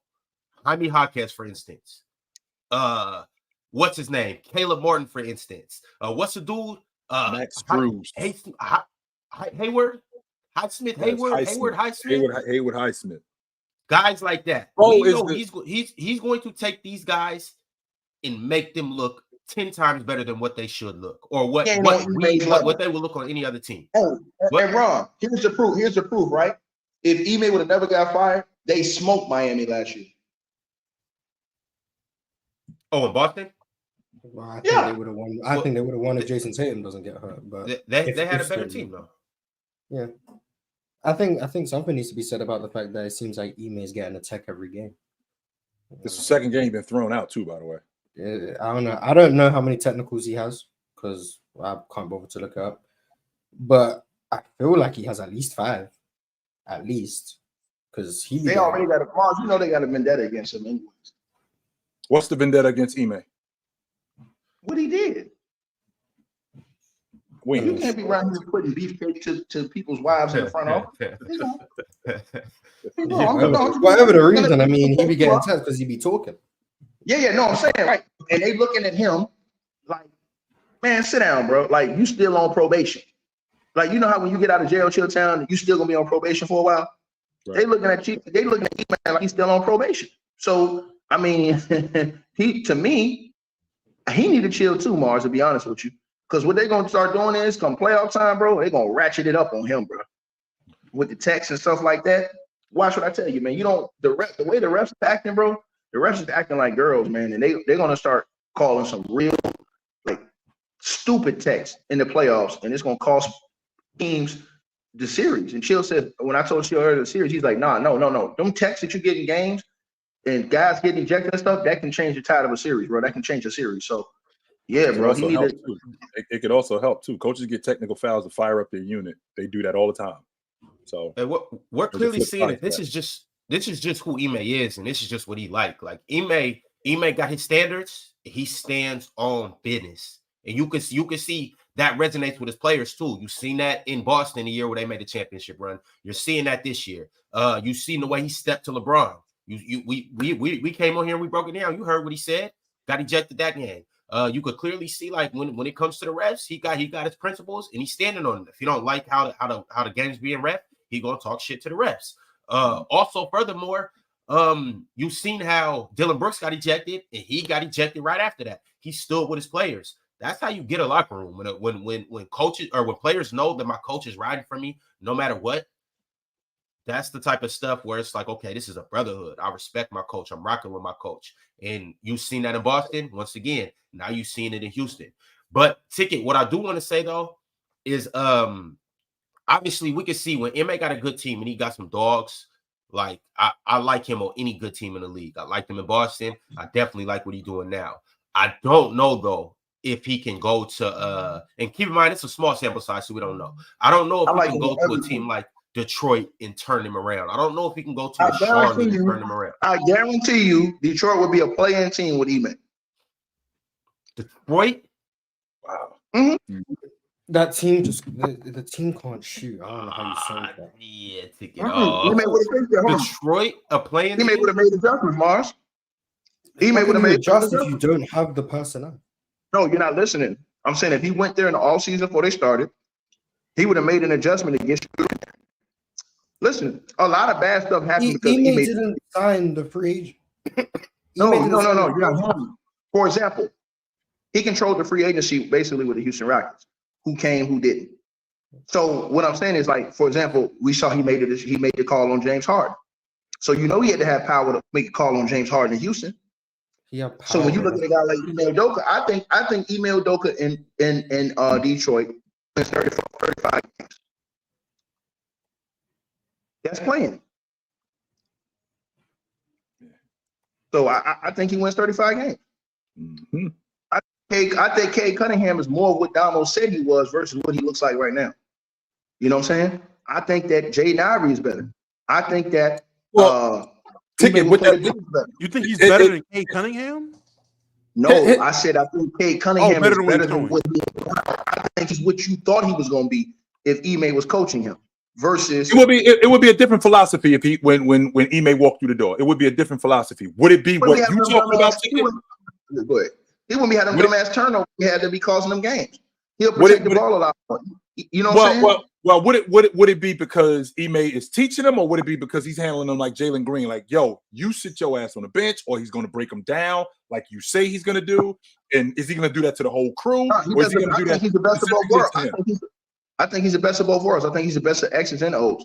I agree. Like Damo, let me tell y'all something about Damo. Damo is, I study Damo. He's good because he scouts players, and Damo, he watches players. Like a lot of players you wouldn't even look for. So Damo has an eye for talent. You know what I'm saying? Right. I don't think Damo sometimes thinks about situations that some of the talent that's in to where it might make what he's saying not look the best at that time. For example, with the Detroit Pistons, how he thinks about Cade Cunningham, right? Now, I think that now with Ime Udoka coaching him, now I think that Cade is more like what Damo thinks he would be versus with Monty Williams coaching him or with somebody else coaching him, because Ime cuts that stuff out from the jump. And I think he's just a better all-around player from his mental to his decision makings on the court to the way certain ways he does. I still think the talent is there.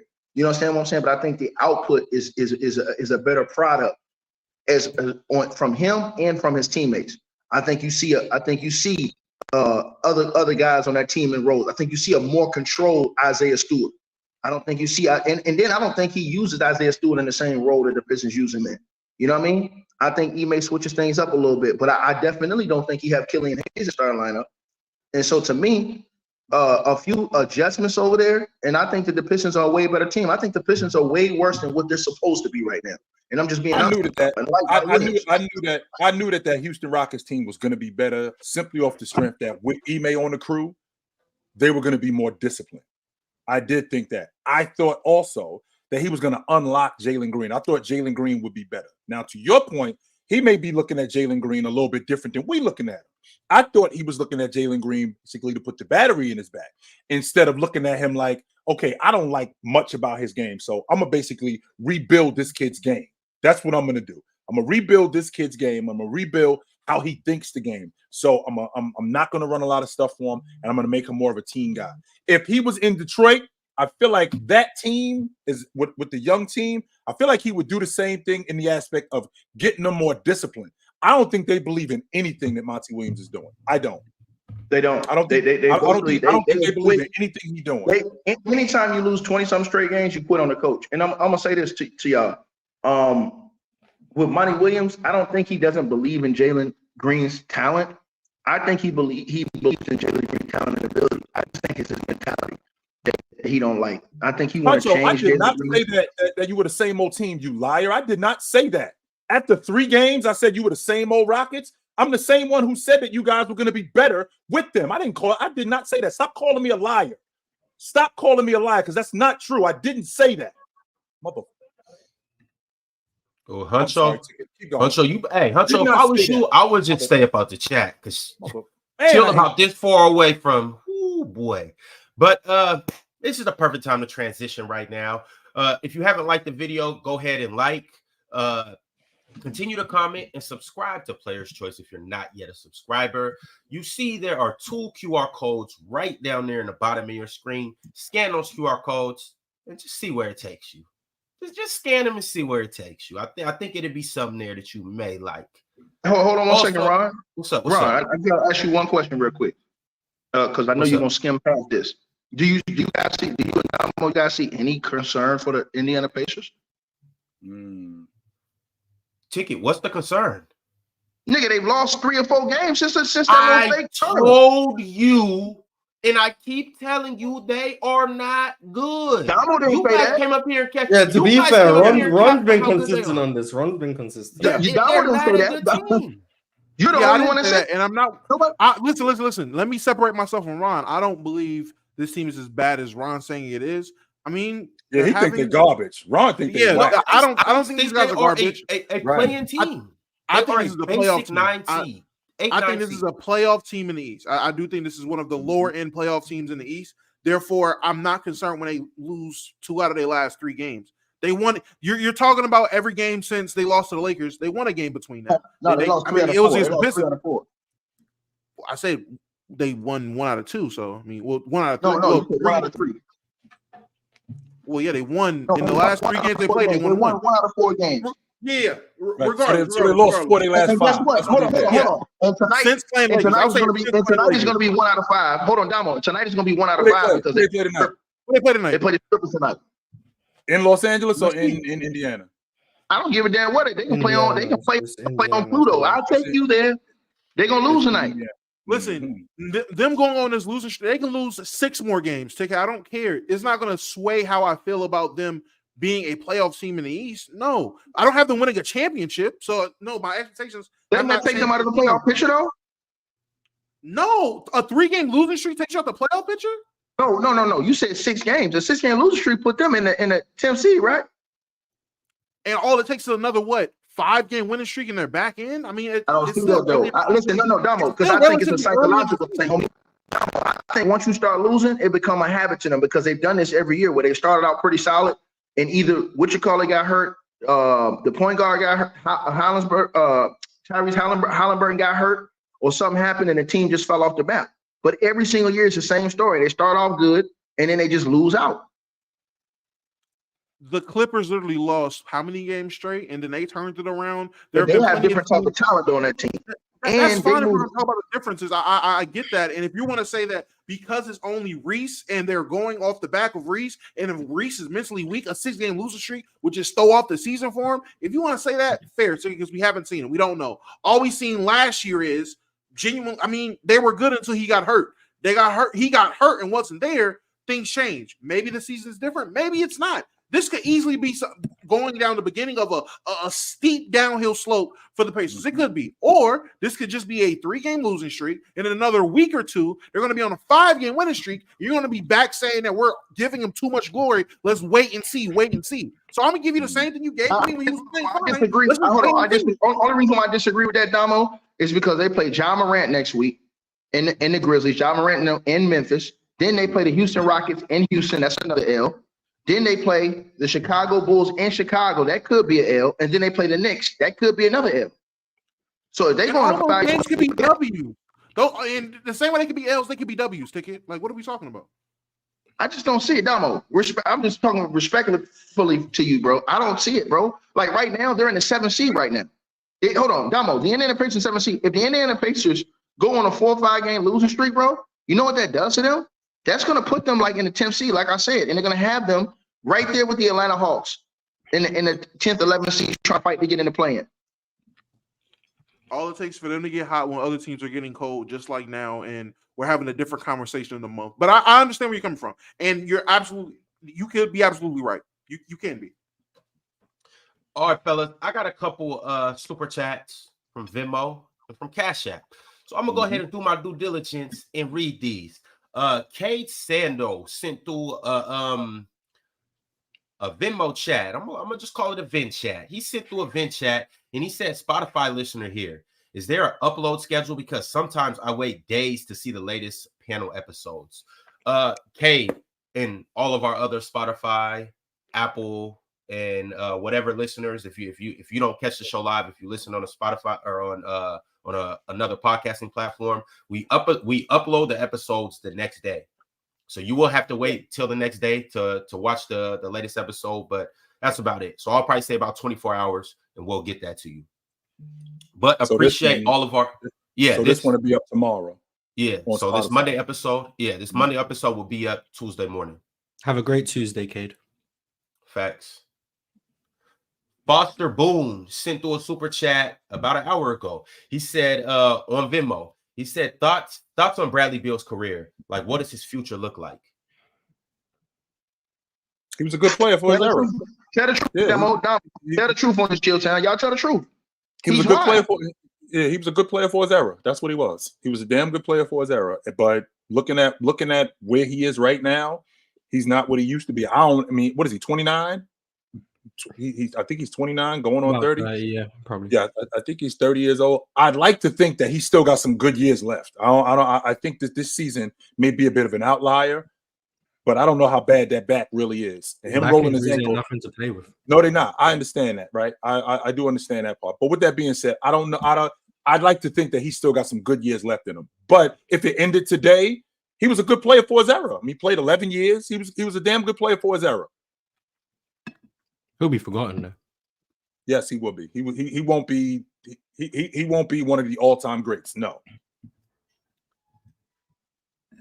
Transitioning over to Cash App, I got a few that I want to read on Cash App. Demetrius Maxwell, he sent through a super chat last Friday for Jalen. We didn't get around to it, but he said, explain why you don't believe in the Wolves.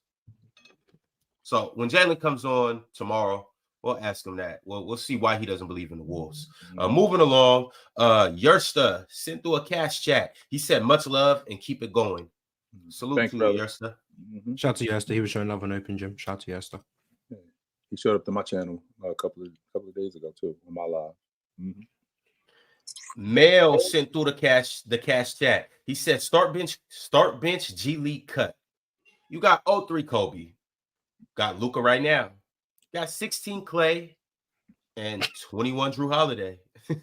16 Klay and 21. Okay, so we start in Kobe, right? Cool. I think that's we mentioned Luka.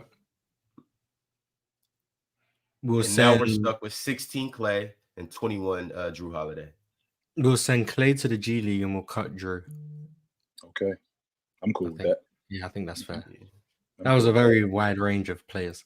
Yes, I'm cool with that. All right, y'all. At this moment in time, I think it's a good time to go ahead and talk about the Los Angeles Clippers. So first off, before I get into another spiel, I need to know, is there anybody up here that believes that the Clippers can win the NBA championship? Mars does. Hold on. What you say, Ron? You said what? No, you heard him right, Ticket.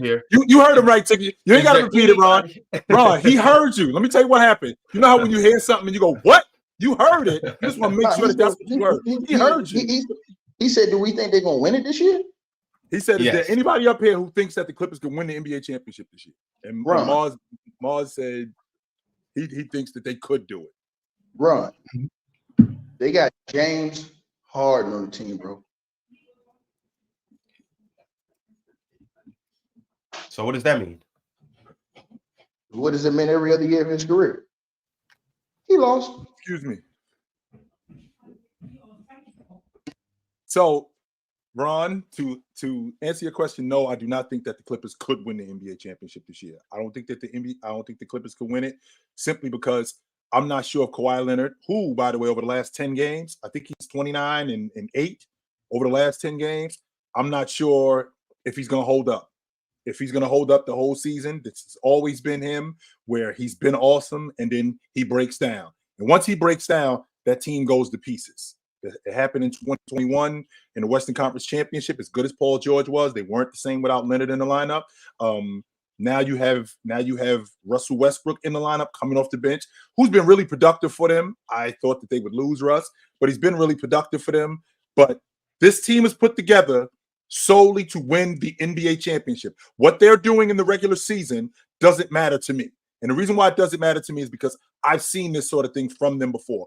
Ultimately, what it's going to boil down to is what happens in the playoffs with this team in particular. This doesn't mean everybody, but with this team in particular, what happens to them in the playoffs? James Harden has been playing much better than what he did when he first showed up.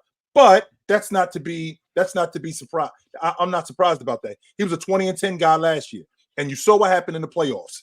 16 for 61, under 25% for the series. So James Harden is apt to do something like that. Paul George already told us that he's not a number one on the championship team. So this thing is laid solely on the health of Kawhi Leonard. And how confident is anybody in here in the health of Kawhi Leonard? If you are, then they could win an NBA championship. I am. Which is why I don't think I am this year, but I don't think it depends on him. I think because James Harden will be the primary decision maker. If James Harden's not on the team, I think the Clippers will be in the NBA Finals this year and potentially lose to a team like the Bucks.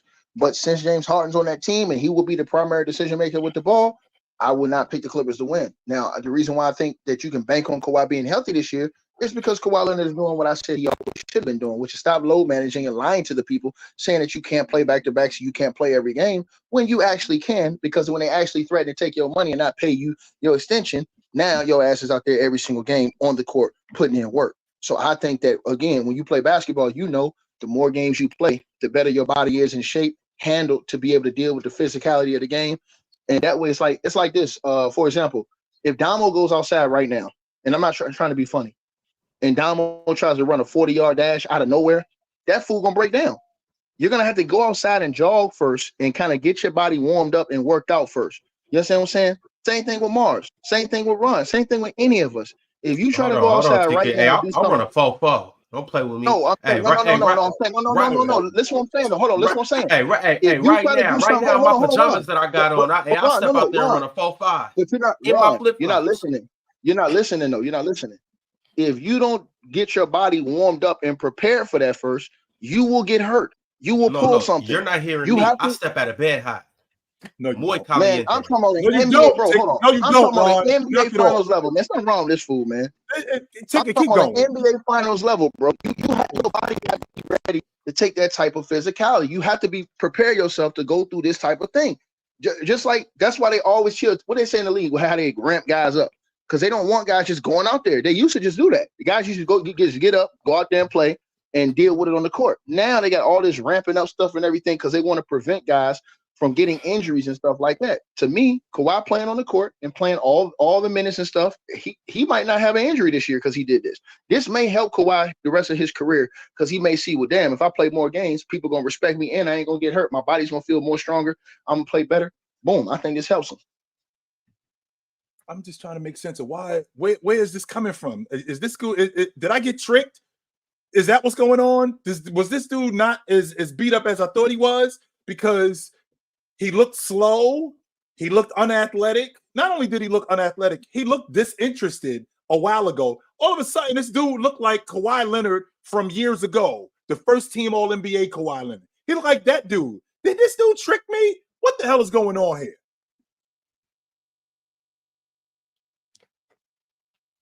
This does not make any sense. I don't know, Chip. It is kind of just ironic that all of a sudden Kawhi literally hasn't missed. Not missed one game. And I'm trying to figure out how long this is gonna go. Not missed one game. Like we're and Marquavian Black. Killer logic about his sister. Cat lost his mother. Not only did he lose his mother, he lost 3 of his other family members to COVID. He was out there every night. So knock it off. Don't give me that nonsense.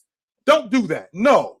But keep going, Ron. I'm sorry. Well, he cheated at touchdown. He cheated the game. And when I was saying this last year, everybody in this comment section was destroying me when I was saying that, saying, "Oh, he literally can't play. He have degenerative knees. He getting older." I'm like, nah, man. I know a fool when I see one. Kawhi Leonard pimped the program.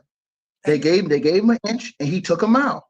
And when you do that, you let me know that you're not of a certain ilk.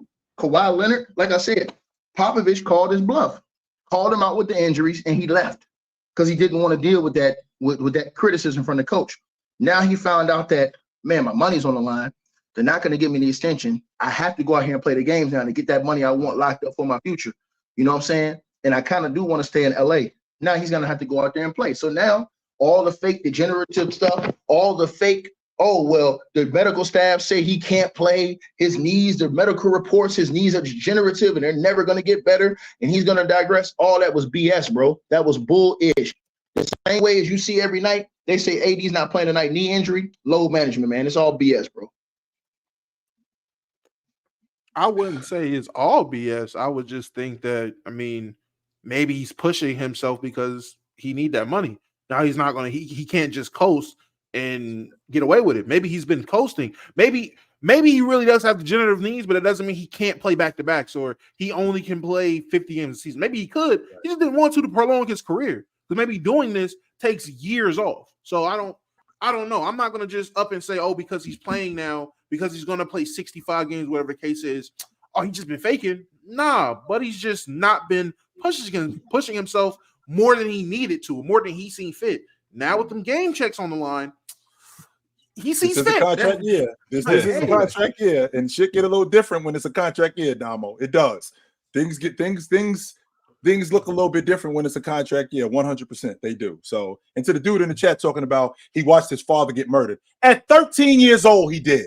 That did not affect his NBA career early because he was a finals MVP and winning defensive player of the year. So do not Do not compare those two.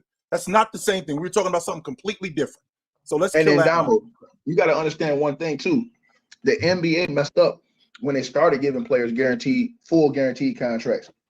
Because now that's always been the what case. you doing, what you're doing is I'm saying what you're doing is now they should have went to where how they do it in football, I guess, where they should only partially guarantee your contract. Hold on, they should only partially. And hold on, here's why I say that. Because you would get the best performances from guys, and they would be playing more. You would get more of what you wanted to see if you did. If, for example, these guys are getting paid 4 times a year, bro. The star guys are getting paid 4 times. They get paid in increments. Ain't no every 2 weeks you getting a check. If you making if you're making $50 million this year, right?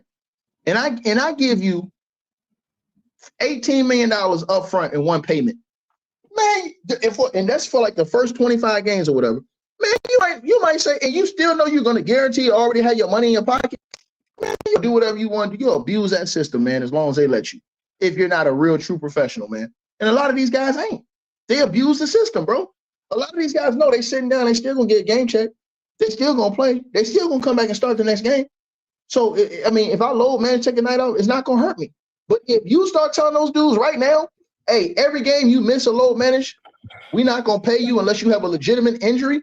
And then guess what? If you have an injury, we have a certain time period that you have to miss due to those injuries. So now that hurts your team. Man, guys, stop doing this bull job. If they let me run the NBA, man, I'll clean all this issue up. Hey, Ticket, you got my vote for commissioner. I promise you. But let's get into it, though. The reason why this all came about is because I spoke to 2 individuals. One by the name of Big Ox Bob, Dookie. and another by the name of Rated R Mookie.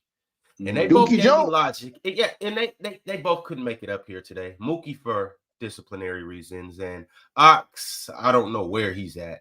But I got the 5 reasons why the Clippers will win the championship right here. Right here. So I'm gonna read it to you, and it's coming from these guys. You guys let me know which one is bullshit and which one is not bullshit. So we'll start with the first one.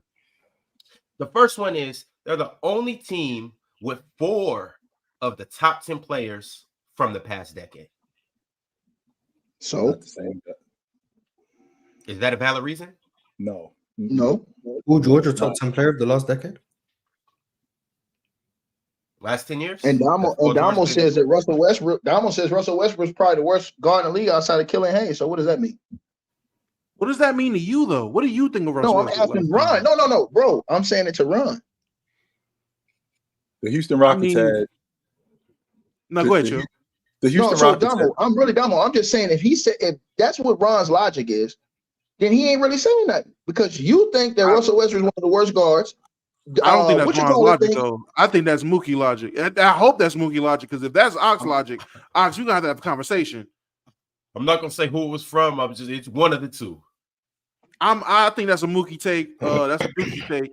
I mean, they have 3 top 10 players in the last decade. That's fine, but we're not in the last decade no more. I mean, it's a lot different from when they were in the top 10. Things are a whole lot different. So I don't think that's a valid reason. The Houston Rockets had Drex, Olajuwon, and Barkley. Those were top 10 players of the 90s. They did not win. So it does not mean just because you got the top 10 players of a decade, that's going to guarantee you a championship. So it depends on when you get them and how this thing works. So. Yeah, that's a bad reason. Mm-hmm.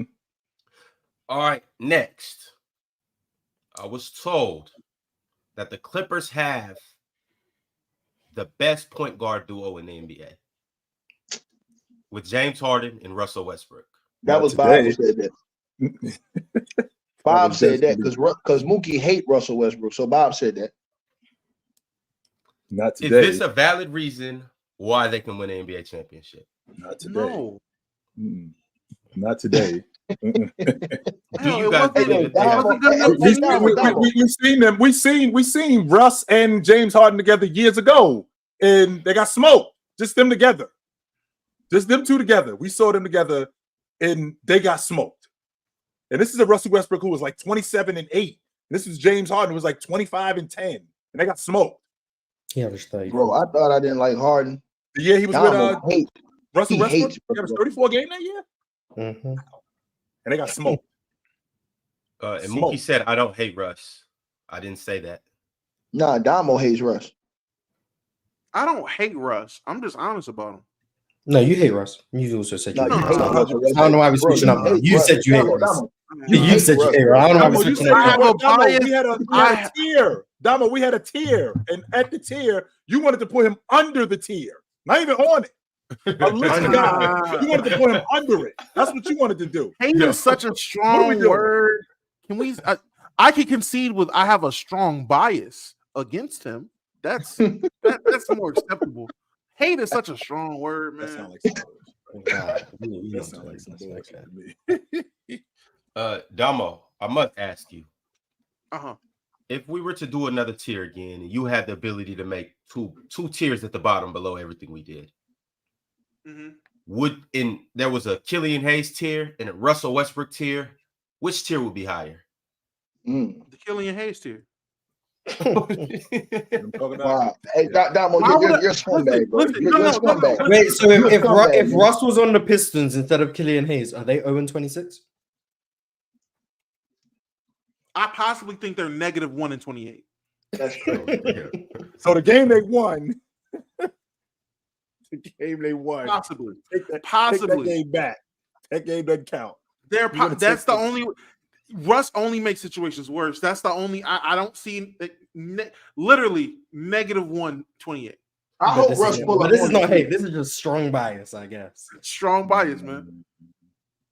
Hey, chill. What would happen if Russ pulled up on Damo like he be doing them fans at the game?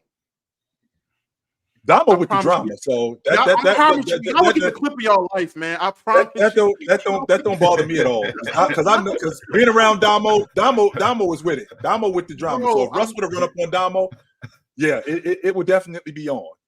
It would definitely be on. I'm not even a tough guy. Stop it. I'm not. If Russ ran up on me, I'll hug him. I'll kiss him on the forehead, man. I love Russ. I'll put my jersey on. I'll try to give him a hug. Like I'm not. Man, if you get Russ, if you get Russ a hug, man, he gonna die. I'm just keeping it real, dog. I'm about to say, somebody said in the chat, man, I'm bigger than Russ, so I'm not. It's different. Russ running out on Mars. I get it. I mean, I ain't got a problem with Russ. Now, if Klay Thompson pulled up on me, I'd apologize profusely for everything I've said. I'd apologize instantly. I'm talking about Haley, the greatest shooter to ever grace the planet. But that's because I'm Klay might rip his shirt off, man. Yeah. Oh my God. Klay, I apologize for everything I've said. I don't think you're washed. All right, y'all. Moving along to the third reason that I was told that the Clippers will win the 2024 NBA championship. The third reason is very simple. And it's 3 words. They have Kawhi. Is this sound logic? That's Mookie. No, that's both of them. That's both of them dudes. And my counter to that, Ron, is for how long? That's what I'd like to know. For how long? How long is this dude going to hold up? The skill set, his game. We know Kawhi Leonard is super nice. Over the last 4 seasons since he got to the Clippers, by the way, we're in year 5 now. And since we're in year 5, since then, I think he averages something crazy like 47 games a season. Since then. So how long is Kawhi going to hold up? And by the way, it's not knick-knack injuries with Kawhi Leonard. When he gets hurt, he's done. It's not something where he rolls an ankle and he's out for 2 weeks, or he's got a back injury and he's got to sit down for a couple of games. No. When he gets injured, he's done for a month. He's done for 2 months, and this derails them. This wrecks them. So again, we have Kawhi for how long? I mean, chill. He has played 25 straight games for the first time in since I don't know however long. Right. Say it again. If I believe in Embiid, I go believe in Kawhi. If I believe in Embiid, say it again. Chill. For how long? For how long? That's my question. Speaking of 25 games, Ticket. What up, dog? The Memphis Grizzlies have played 24 games. Tomorrow will mark their 25th game. Stripping ain't easy. Me and you made a little wager that in 25 games, the Grizzlies will be better than the Kings. I didn't think it was 25 games. I thought it was more than that. He wrote it down. He wrote it down. He wrote it down. I'm dead serious. I thought we did like the first 40 games because how we do No, 25? Ticket. Oh no, you're right. You're right. You did it. Hold on. We did. Hold on. We did. So was this barring job being in the lineup or no? This was with Jarby. We knew he was suspended, and it was right. So we knew Ja was out. The Grizzlies were you still had them better than Sacramento. Yeah, I had them better than that. Me and Ron bet that. I bet Ron like $100 when I think. I bet like 100. It was 100. I thought it was 1,000. Man, you stop playing with me, fool. You know what it was. Hey, Ron, you come on, man. I shot you a something or something. Hey, Chill. I got the video. Hey, Chill. I got the video. I bet that man $100. That man didn't want to bet more. He didn't want to bet. I got the video. He didn't want to bet more. He was like, nah. We good. We can do 100. I got him on video. Chill. I'd have bought you a LeBron jersey, a Brock Purdy jersey, something. Hey, Ron. What it do? Won the bet, man. All right. Well, it's not over yet. They've only both played 24 games. It's not over yet. Yeah, well, so yeah, we'll officially wait till they both play that game. You got that last game could be worth 11 wins. Yeah. Man, Mars, wow. You ain't lying, Mars. Exactly. Anything can happen. Hey, Mars, especially if they beat them by like how many points? Man. Like I've seen a team in the Premier League get points deducted. Maybe Sacramento do something crazy. They lose wins. You don't know. So they beat them by every 10 points they beat them by should be counted for one game, right, Mark? Yeah. If you win by 120 points, that's 4 wins. Do it like that, Ron. We're gonna do it like that too. Double or nothing. No, we ain't doing no double or nothing. Hey, that's stupid. That's stupid, though. All right, so keeping it lit. The fourth reason why the Clippers will win the NBA championship is because they have a championship coach, which means championship pedigree, right? I'm not moved. Tyler? Yeah. Not moved. The small ball merchant, as Mars would like to call him. Not moved at all. He's still trying to figure out. He's still trying to figure out his rotation. Still trying to figure out where he wants to use Paul George, how he wants to run this offense. Does he want to put the ball in James Harden's hands primarily? How he's running the offense with Kawhi Leonard, who, by the way, and I said this to Mars on Saturday because I was watching the Knicks game. If you don't get Julius Randle off Kawhi Leonard, I swear to God, it's gonna make me nuts. This dude, Julius Randle, number one, his defense, and the reason why I'm bringing up Julius Randle is because they played against the Clippers. He plays defense predicated on what he does offensively. When he misses shots, he doesn't hustle back on defense. His mind is somewhere else mentally. Meanwhile, Kawhi Leonard has just got him in the cooker. And the slow cooker, Ron, I'm talking about in the rice cooker. He's just methodically having his way with Julius Randle. Got him in the mid-range. Julius Randle doesn't get around screens. When he gets around screens, he's slow. He's late on switches. I'm watching Kawhi Leonard just go to work on him. And he was just getting whatever he wanted. So I didn't enjoy that at all. No, I didn't. This was against the New York Knicks Saturday. In that game, Kawhi Leonard had 36 points, 7 rebounds, shot 12 of 16 from the field, 5 of 6 from 3. Paul George also had a good game. He had 25 and 7. James Harden also contributed 12 assists. They played good as a team. They knocked off the Knicks, scored 144 points. I think they had 77 at the half. But when I was watching it, I was give me a break. They couldn't stop these dudes. As good as the Knicks are defensively, 77 at the half against the Clippers. Same thing happened with Milwaukee, giving up almost 80 at the half against them. Give me a break.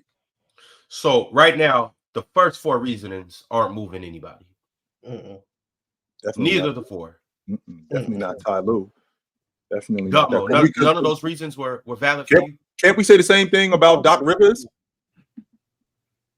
Like if they had Doc Rivers, can't we say the same thing? Well, they got Doc Rivers as the head coach, who he got a championship pedigree. Would that, blow up your skirt? Because it wouldn't blow up mine.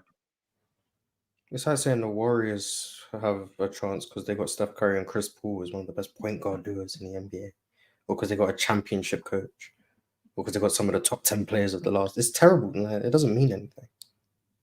Respectfully. Because they haven't produced anything, Mars.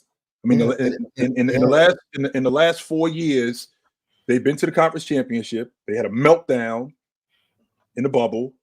So, I mean, what is this team showing you to suggest that we can win it all by adding James Harden? They have 2 MVPs on their roster. How many teams can say that?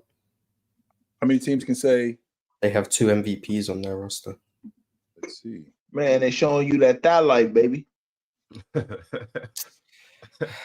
Mm-hmm. All right, so if the first... hold on, Mars did his research. Mars did his research. Mars know what's up. Mars... I'm just here to talk basketball, man. I'm just here to talk. Mars know what's up, bro. You ain't do your research, dog. You gotta do your research, bro. If the first 4 reasonings weren't enough for you guys, surely this 5th one has to be. Oh no. The 5th reason why the Clippers will certainly win the championship without a doubt is because Russell Westbrook, Paul George, and James Harden, their legacies are all on the line. So that must mean that they're super hungry to win a championship. Oh, that's a Mookie take. What? They're super hungry. I mean, yeah, James Harden probably hungry, but oh damn, hungry for something else. I don't even think their legacies are on the line, but I don't think that makes a difference, to be honest. I'm not moved by any of these takes. Me neither. Because James Harden's legacy was on the line when he got with Joel Embiid. His legacy was on the line when he got with Russell Westbrook in Houston. Russell Westbrook's legacy was on the line when he was playing in Oklahoma City. Paul George's legacy was on the line when he went to Oklahoma City with Carmelo Anthony and Russell Westbrook. So their legacy was on the line then. And in 2019, it was a ridiculous failure when they played against Utah in the first. 2018, it was a ridiculous failure. So their legacies have always been on the line when they've gotten on these crews. Paul George's legacy was on the line when he got with Kawhi Leonard, and it was a failure. So the fact that their legacies are on the line, I don't think that changes anything. Nothing whatsoever. Yeah, if those are the reasons why the Clippers can win a championship, maybe I don't even think they can win. If that's the best reasons that people can come up with, that's kind of disappointing.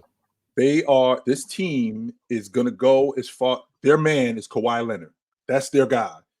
And the question is how far can he take them? Well, how long can he hold up? Because if he can't hold up, now you asking other guys to do what he does, and nobody else on the crew has proven they could do what he does, which is take your team to the championship and be the guy. He's proven that he could do that. But Chid, we got to ask this one question. I think this is a question that I think that Dom, Mars, and you hadn't thought about. Who can't the Clippers beat in the Western Conference, in y'all's opinion, in a 7-game series? I think they can beat everyone. No, who can't they beat?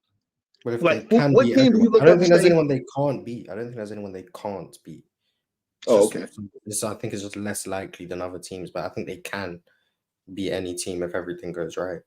But I think that applies to like 6 teams in the West that they can. So it's okay, my bad. I was thinking that you were saying like they just like it's teams that they just can't beat, and that's it. I thought that's what you were saying, but I get it now.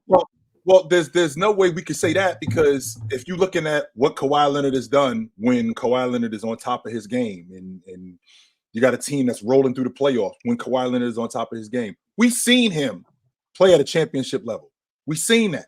We've seen Paul George early on in his career because he ran into James, but he was still playing at a high level, right? We've seen that. We've seen Russell Westbrook take a team as the lead guard to the NBA championship. We have seen that. The question is can this team today, can Kawhi Leonard hold up? Can Russell Westbrook be a staple instead of a detriment? Can James Harden hold up? Can James Harden be effective in the playoffs? Over the last couple of years, he's proven that he cannot. So because of that, when I look at these teams in the Western Conference, I don't think there's anybody that they can't beat if them dudes are rolling like that. Only except I haven't seen it in years with Kawhi Leonard. So I'm out on the Clippers. I'm out. I'm not in or out. I'm just wait and see. But I think rooting for a team that isn't expected to win a championship it gives you a lot of peace of mind where you don't go into these seasons trying to push an agenda about this team's going to win, so you start rooting for them because you want to be proven right, or a team's going to lose, so you start rooting against them so you can be proven right about how bad they are. I'm just enjoying watching these teams play and seeing how I think they're going to play in the playoffs. So I'm just enjoying watching teams like OKC and the Clippers and the Nuggets and the Sixers, because I have no horse in the race. I know my team isn't going to win a championship. So I'm just watching these teams, and then I'm not really negatively or positively favoring anyone. It's just I'm just enjoying it and then waiting. Then I'll be like, I think this team is better than this team because of whatever reason. And then if I'm wrong, it doesn't affect me because I don't care if they win or not, because none of these are my teams. So I'm just very happy right now watching the NBA, just seeing everything unfold. When you take the emotion out, it does help, Mars, because it's great. You're not emotionally attached to a crew as opposed to when you are emotionally attached to a crew. I'm not watching none of these teams hoping they win so I can come on the show the next day and be like, see, I told you how good they were. I'm just watching the game unfold, and I'll be like, oh, I noticed this thing. Maybe that one might be good in the playoffs. Maybe that won't be good in the playoffs. How would that fare if they went against Miami in the postseason? How could Miami counter that? I'm just really enjoying watching the regular season and thinking ahead of how I think things are going to happen. Let me ask y'all a question. If the Minnesota Timberwolves will win a championship this year, Mars and Chill, what does that do for the Cat's career, Rudy's career, and Ant's career? What do y'all think it does for them? Well, number one, go ahead, Mars. Well, for Cat, with the way Cat's been playing, Cat's been hooping this whole season. And I think people are just letting him fly under the radar, giving Ant a lot of the credit or the coach and whatever. Cat's been playing very well. If he can translate this into the playoffs, just with his ability to drive, get downhill, abuse mismatches, he's finishing at the rim very well. If he can show that he can play in the playoffs and be an impactful player, I think a lot of people's opinions on A, him being soft, but B, just people like thinking a lot of centers are better than him. I think a lot of people are going to start walking those things back, and we're going to start talking about after Embiid and Jokic, if Cat's like the best offensive big in the league. And that includes the guys like Giannis and AD. Like, I think that's the conversations people start putting him back in terms of an offensive player. Rudy will probably go down as a first ballot Hall of Famer if he has three. He might win a defensive player this year. So 3 or 4 depoys, a championship. People will stop talking about how he can't play in the playoffs, because that's like the biggest issue with him is how people think his defense gets exposed in the playoffs, which I vehemently disagree with. But people will stop saying that about him. And Ant is what, 21, 22? 21. So if he wins a championship at 21, 22, people are going to start talking about Ant like they spoke about D Wade. And do I think that would be right or wrong? I don't know. But that's how they're going to be talking about him, as not only the best 2 guard in the league, but as someone who has all-time potential. Now, D Wade didn't get to do that because of longevity issues, but there's no sign that Ant is going to be injury prone. So people are going to start saying, how high can Ant really go? Right. So that really easily puts him past Booker and all these other clowns that they got in front of him right now, right, Mars? For most people, yeah. He shoots up the list. He shoots up the list. But if you look at this Minnesota team, they have all the fixings to win it. Elite defense, elite offensive players, great rotation players on their bench. And the question is them putting it together. So if they were to win it, you would have to look at this team like maybe they could do it again, considering what their core is and them being younger guys. I mean, Rudy's the oldest one on the team. I think Rudy's 30. Cat is 27.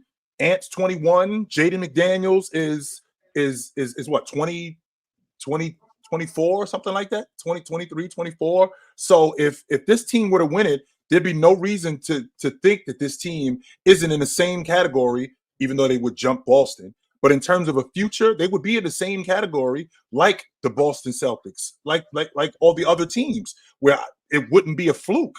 It would be a team that you'd be looking at going, yo, this team's going to be around for a while.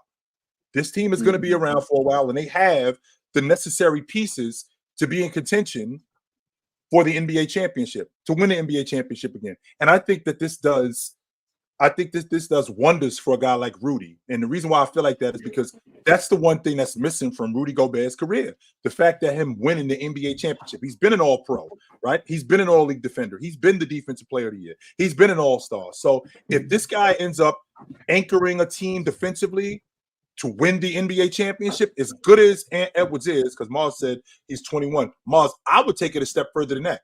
Kobe was 21 when they won the NBA championship in 2000. So we would the logic would be he would be something in that area where he is. I already think he's going to be the league MVP at some point. I already think he's going to be the league MVP at some point.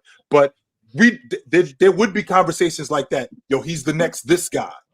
And I think it would be past Dwayne Wade. There would definitely be conversations like that. And I think the logic, really quickly, I think the logic of Cat, depending on how they win, Ron, depending on how they win, if if Karl Anthony Towns was huge in the series, they won like that, I think all the logic on Cat would go away.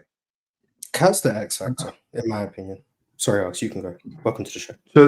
What's up, Mars? What's going on, y'all? Hey, chill, Tim. What up? Hello, Big Ox. Keegan.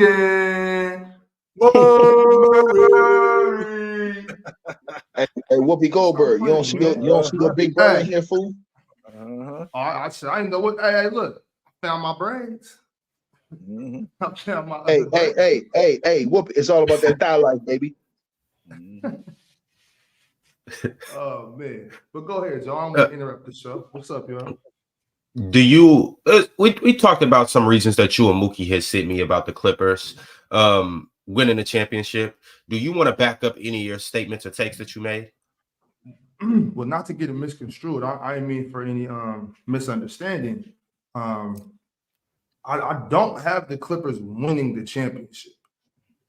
As you know, I have the Boston Celtics winning the championship, but I do believe the Clippers can make a very strong run. I thought you said Phoenix. No, I got the Clippers winning. I got the Phoenix running through the West. I got the Suns running through the West, though. I still got the Suns running through the West. But so the logic is that the Clippers could do it. You don't think they're going to, but they could do it.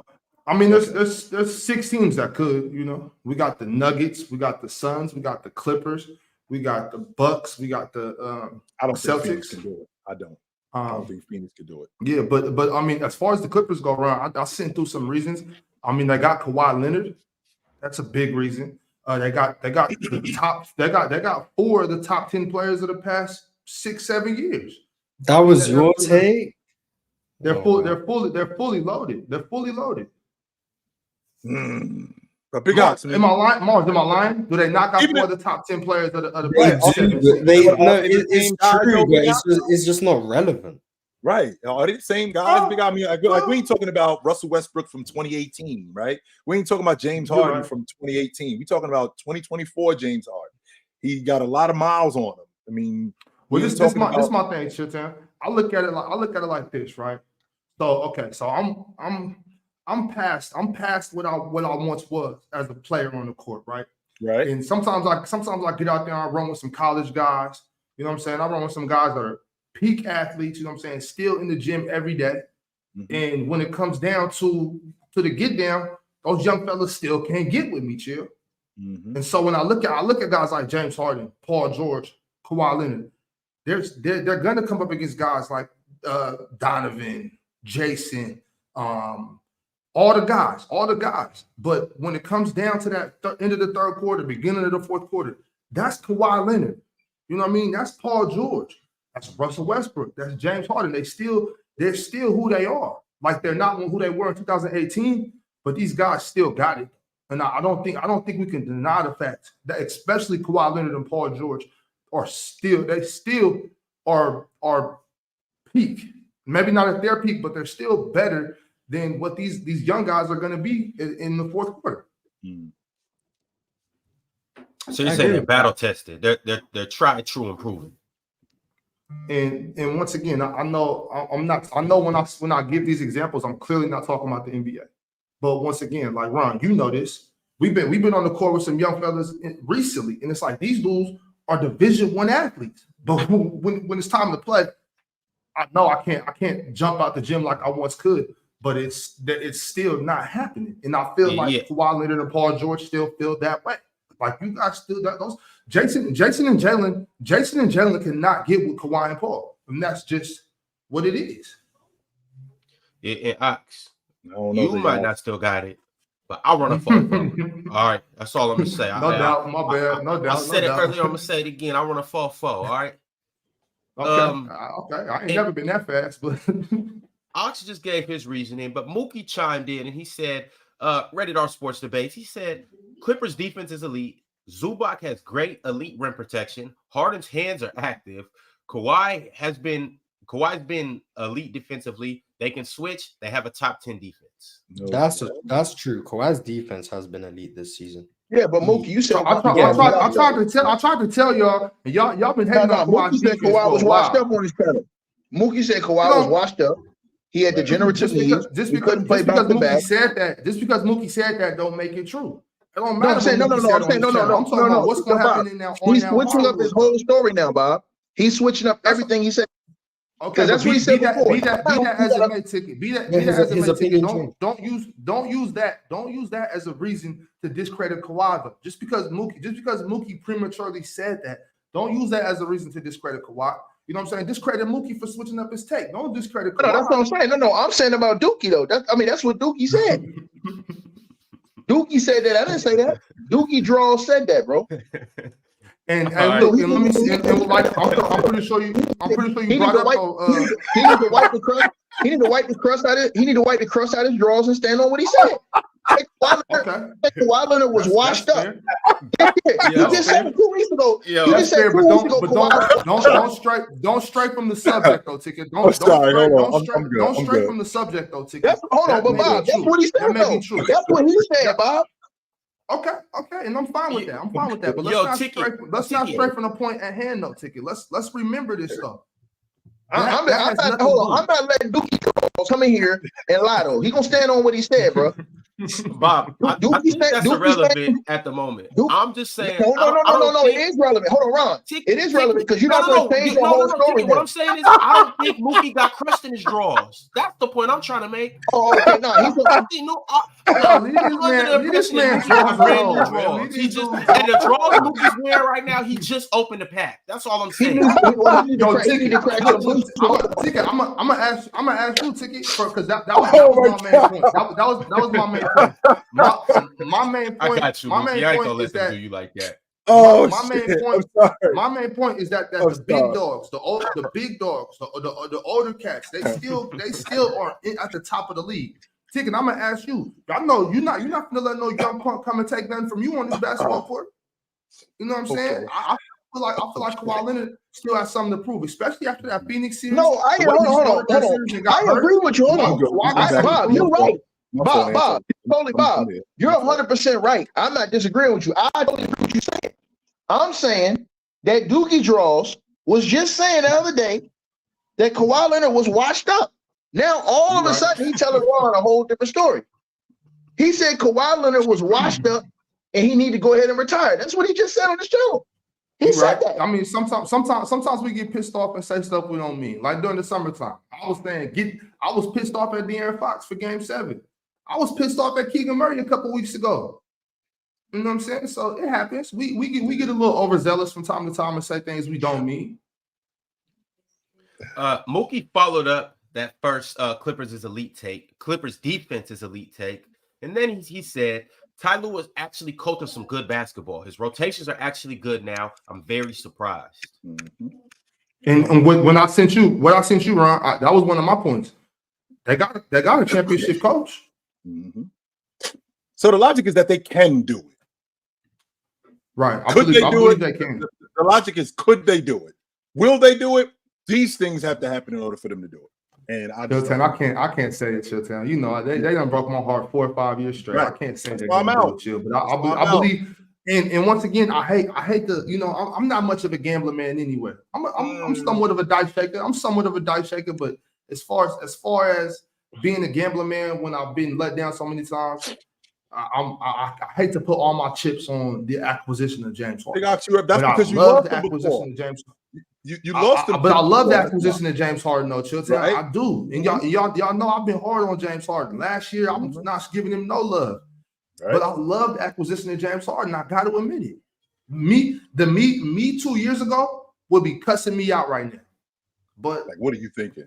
What are you thinking? But I gotta do it. I gotta do it. I understand. I do understand. I'm good. I think they beat the Nuggets. I think they beat the Nuggets in the playoffs. I don't. Yo, and I want to shout out Mookie's channel, Rated R Sports Debate. If you're not subscribed to that, go subscribe to that. Also, I want everybody to tell the viewers their channel so they can go subscribe to you. Yes, too. hey, go subscribe to the cap over there on Mookie. Y'all will see a new story every day. One day Kawhi's washed, Ty Lue the problem, all of this other stuff. Then the next day, he's done died. That dude's man. Hey, Dookie, man, real talk, bro. I'm gonna deal with you, bro. Chill. Where can we find you out on YouTube? I'm at Chilltown Hoops. I ain't hard to find. I'm my live streams on Monday, Tuesday, and Monday, Tuesday, and Wednesday nights. No, Monday, Tuesday, and Friday nights. I'm not hard to find. Chilltown Hoops. Come check us out. More cap. Mars, where can we find you at? More cap. What's wrong with bro? Just trying to find this channel. Mars Talk Sports on YouTube. I go live basically every day, man. Yeah, I mean, a lot of content on my channel to be found. So yeah, Mars Talk Sports on YouTube. Great content. There you go, right there. Bob, you got one too, right? Oh yeah. I'm on YouTube now. I put out my content Wednesday night, Saturday night. So y'all come check us out on the Graveyard Shift. My channel is Big Ox Media.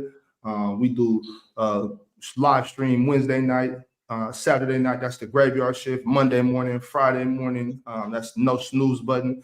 And come check out the Champagne Room. Y'all would love that. You would definitely let it. Yeah, I like that girl. Hey Bob, you saw that girl I said was good? I told her. I don't do no blocking ticket. I told her. Tell her I said come holler at the biggest. Hey, get ready, ticket. I got some heat on the way. And last but certainly not least, Ticket, where can we find you at? Ticket TV. Y'all know what it is. That's all there is to it. Ticket TV. Appreciate everybody that subscribed. Everybody that's not, it is what it is. More cap on Ticket TV. Or more nonsense on Ticket TV. And December 23rd, where are we gonna see you at? Ticket and Chill. You ain't gonna see me nowhere if you don't change them topics of that debate. that mofo Chilltown running his mouth about terry cloth, and he going to stand. That's we already agreed on that, Ticket. We've already agreed on that. No, because Ron want to change it up. So don't say me then. Don't say me, Ticket. Don't say me. And then he wanna hurt our debate from Mike and LeBron. No, we're gonna finish that. That man already got cheated by this man. So I'm gonna finish that job off. And then, like I said, I told Ron, you pick whatever the third one is. I don't care what it is. Don't even tell me to the night of the debate what the third one is, because I don't take no notes. Okay. And I want a rematch with Bob too. So, because in the rematch with Bob, you know you ain't deserve that win. Nah, I want a rematch with you. Oh no, I want a rematch with you because I should have beat the hell out of you. They cheated me and made it close. Your take on the Phoenix Suns. Y'all go on my channel. Hold on, we will have that rematch. And I don't care when you want it. We're gonna have that rematch because my take on the Phoenix Suns was absolutely 1,000% right, and everybody sees it right now. Ticket. We can do the rematch on your channel. No. We're gonna do the rematch right here. We're gonna do the rematch right here. Let me say this, Ticket. Let me say this, Ticket, because I went on my channel. I took y'all go check it out on my channel. I'll just shout it out. Y'all subscribe. I need more subscribers anyway. Go subscribe on the Graveyard Shift. About 2 weeks ago, I took PC to Ox Court and I broke down the whole entire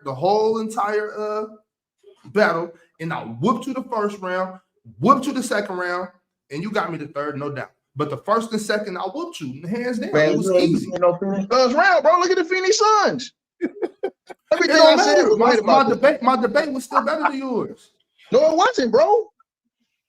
Okay. Well, let's do it again. I don't care. Let's do it again. Bro, we're gonna listen. Hey, Bob. We're gonna get with Ron and we're gonna agree on 3 more times. And we're gonna do it again. You know what? I don't even want to do it like that. Let's switch it up for me and Tickets next time. Look, we whatever you want to do. Look, we don't want to know the topics until the beginning of the okay, let's do it. We're gonna do it like that. And I don't care if we off the dome. I don't care if y'all think I was reading the script. I want it off the dome. Yeah, I don't care if we're doing a 7-game series. I don't care if we're doing a 7-game series. I don't care if it's a 9-game series. I'll beat you in 5. We're gonna do it. Hey, bro, listen. It is what it. And then guess what? That little needle nose, little punk Mars, I got something for him too. Don't worry about it. He ain't gonna cop out. No. I'm coming for your head. I don't agree to a debate.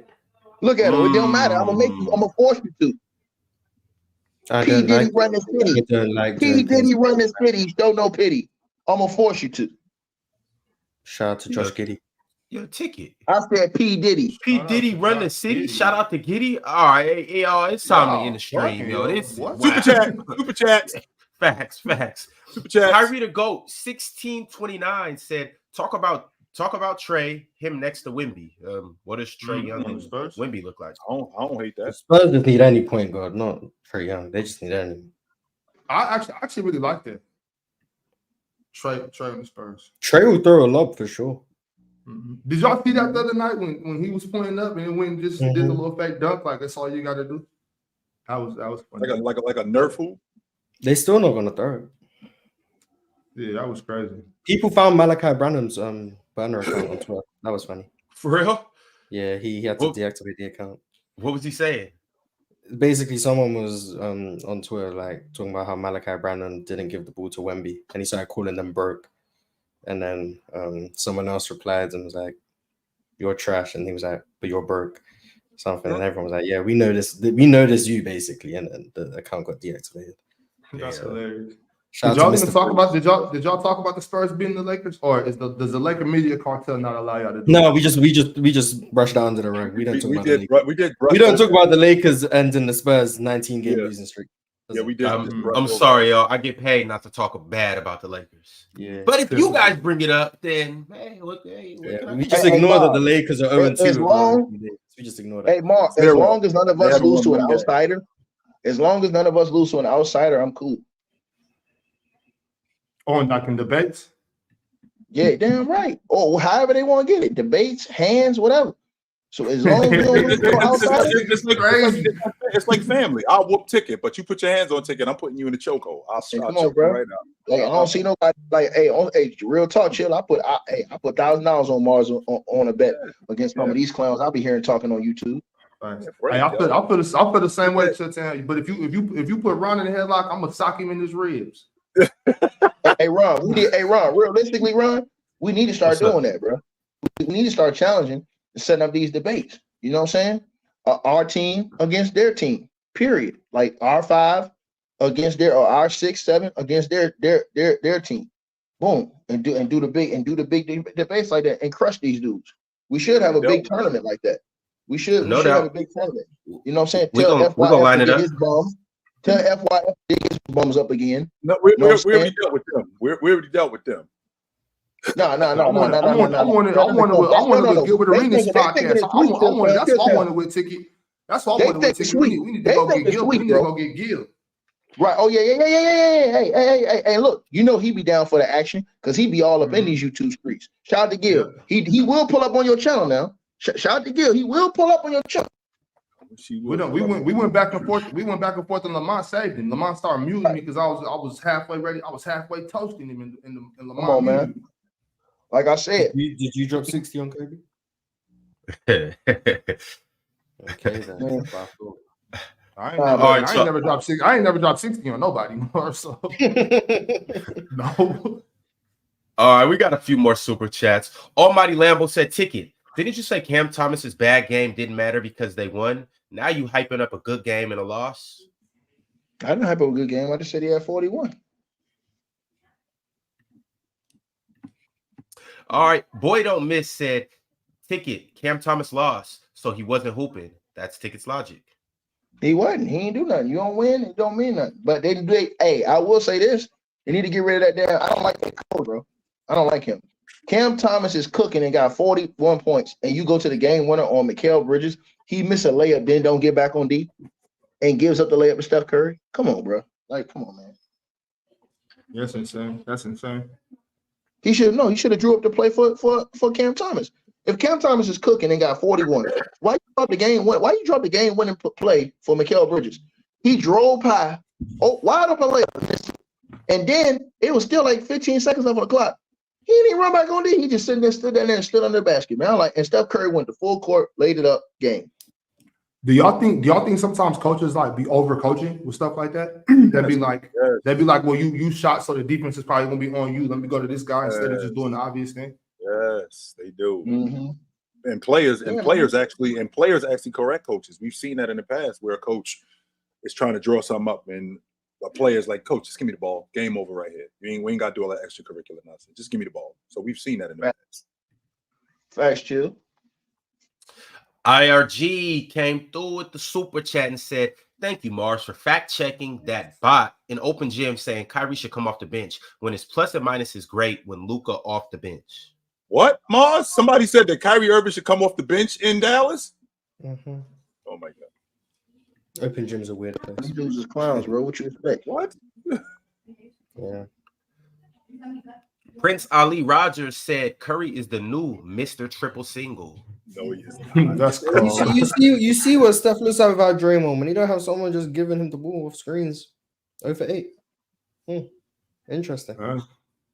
Hey, Mars, you heard the rumor that the Philadelphia 76ers and the Mavs are interested in Draymond. Yeah, I seen. That makes sense. That makes sense for the Mavs. I don't make sense for Philly though. I ain't giving up Tobias Harris for that dude. Hell no. They say the Warriors. They say the Warriors in love with Tobias Harris. I mean, the Warriors, I would like Tobias in Golden State though. True, I would like Tobias. I just wouldn't. Is that not just replace? Is that not what Andrew Wiggins does? Tobias Harris. Yes. No, but Harris is bigger. Harris is bigger. I like Tobias as just another floor spacer. They're both about 6'8". Another. I agree, but they play a similar role. But I mean, Hold on, what you say, Mars? They do what?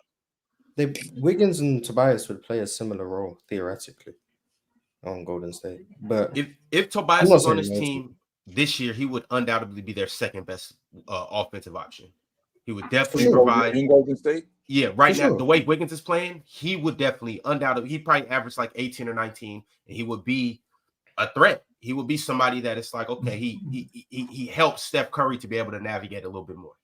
But the floor opens up more for those guys too, though. Like imagine if they, let's say when they do in that small ball lineup that they play, if you got Sarge, Tobias, Drew, Klay, and Steph in there, the floor's opened up so much more. So I mean that could open up the game a lot for Andrew Wiggins and especially Klay Thompson. You can't really double anybody in that lineup or help off or anything.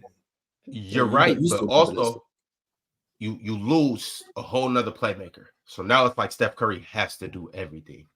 Chris Paul's on the team. Oh, I forgot about Chris Paul. Yeah, it's not hard to. It's easy to forget. It's easy to forget.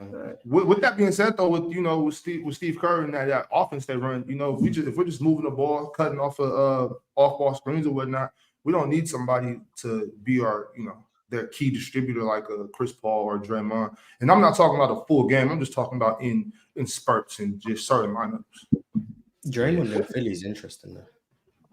All right, though, y'all. I got a couple more super chats I want to read. So we got Jay Takashi said, here's the teams who I got winning the chip. On the west side, he has the Nuggets, the Los Angeles Lakers, and the Wolves. On the east side, he has the Celtics #1, the Bucks #2, plus wild card maps. What do you think, Chilltown and Ticket? I think he meant Mavs for the wild card map. Well, that's in the East. No, I can't be. No, I think he's just saying a wild card. In general? Yeah. Okay. Okay. People need to stop sleeping on Philly, man. I don't know why Philly ain't getting put in these conversations. Because Come on, Mars. Because good as Joel if Embiid Embiid's healthy, man. That's the key, Mars. I agree with Mars, Chilltown. I agree with Mars. And we're using that same logic with the Clippers. If Leonard is healthy, that Clippers team is going to do some damage. But until we see it, Until we see that's it. the logic for all these Is teams. Tyrese Maxey ready for that, Morris? No, it's not the logic for all these teams because we saw. If the Anthony Lakers Davis. are healthy, it's the same thing. If the Suns are healthy, it's the same thing. That's not true, Mars, because we saw Anthony Davis healthy and we saw James healthy last year in the playoffs. They got smoked. So that's not true. But people still believe in them. And they can 100%. But the difference with Philly is that not only are they not healthy, not only has Joel Embiid not been healthy, but they've also floundered in the playoffs because of it. So until we see that, we have not seen him in the playoffs 100% healthy. Until we see that. Fellas, press box is on right now. If you're wanting to watch more debates and whatnot, and if you like football, or even if you don't like football, go check out the press box. They got a great group of guys, great show. It's fire over there. Go check it out. Road to the NFC, road to the Super Bowl, coming through the Bay. You got to come through Levi Stadium. You're going to have to come see us. You're going to have to come see us. Come see us. Hey, Ron, make sure you change that thong on your way out. Come see us. You got to come see us. Levi Stadium. You got to come see us. Out. Hey, all right, we gone. Gone.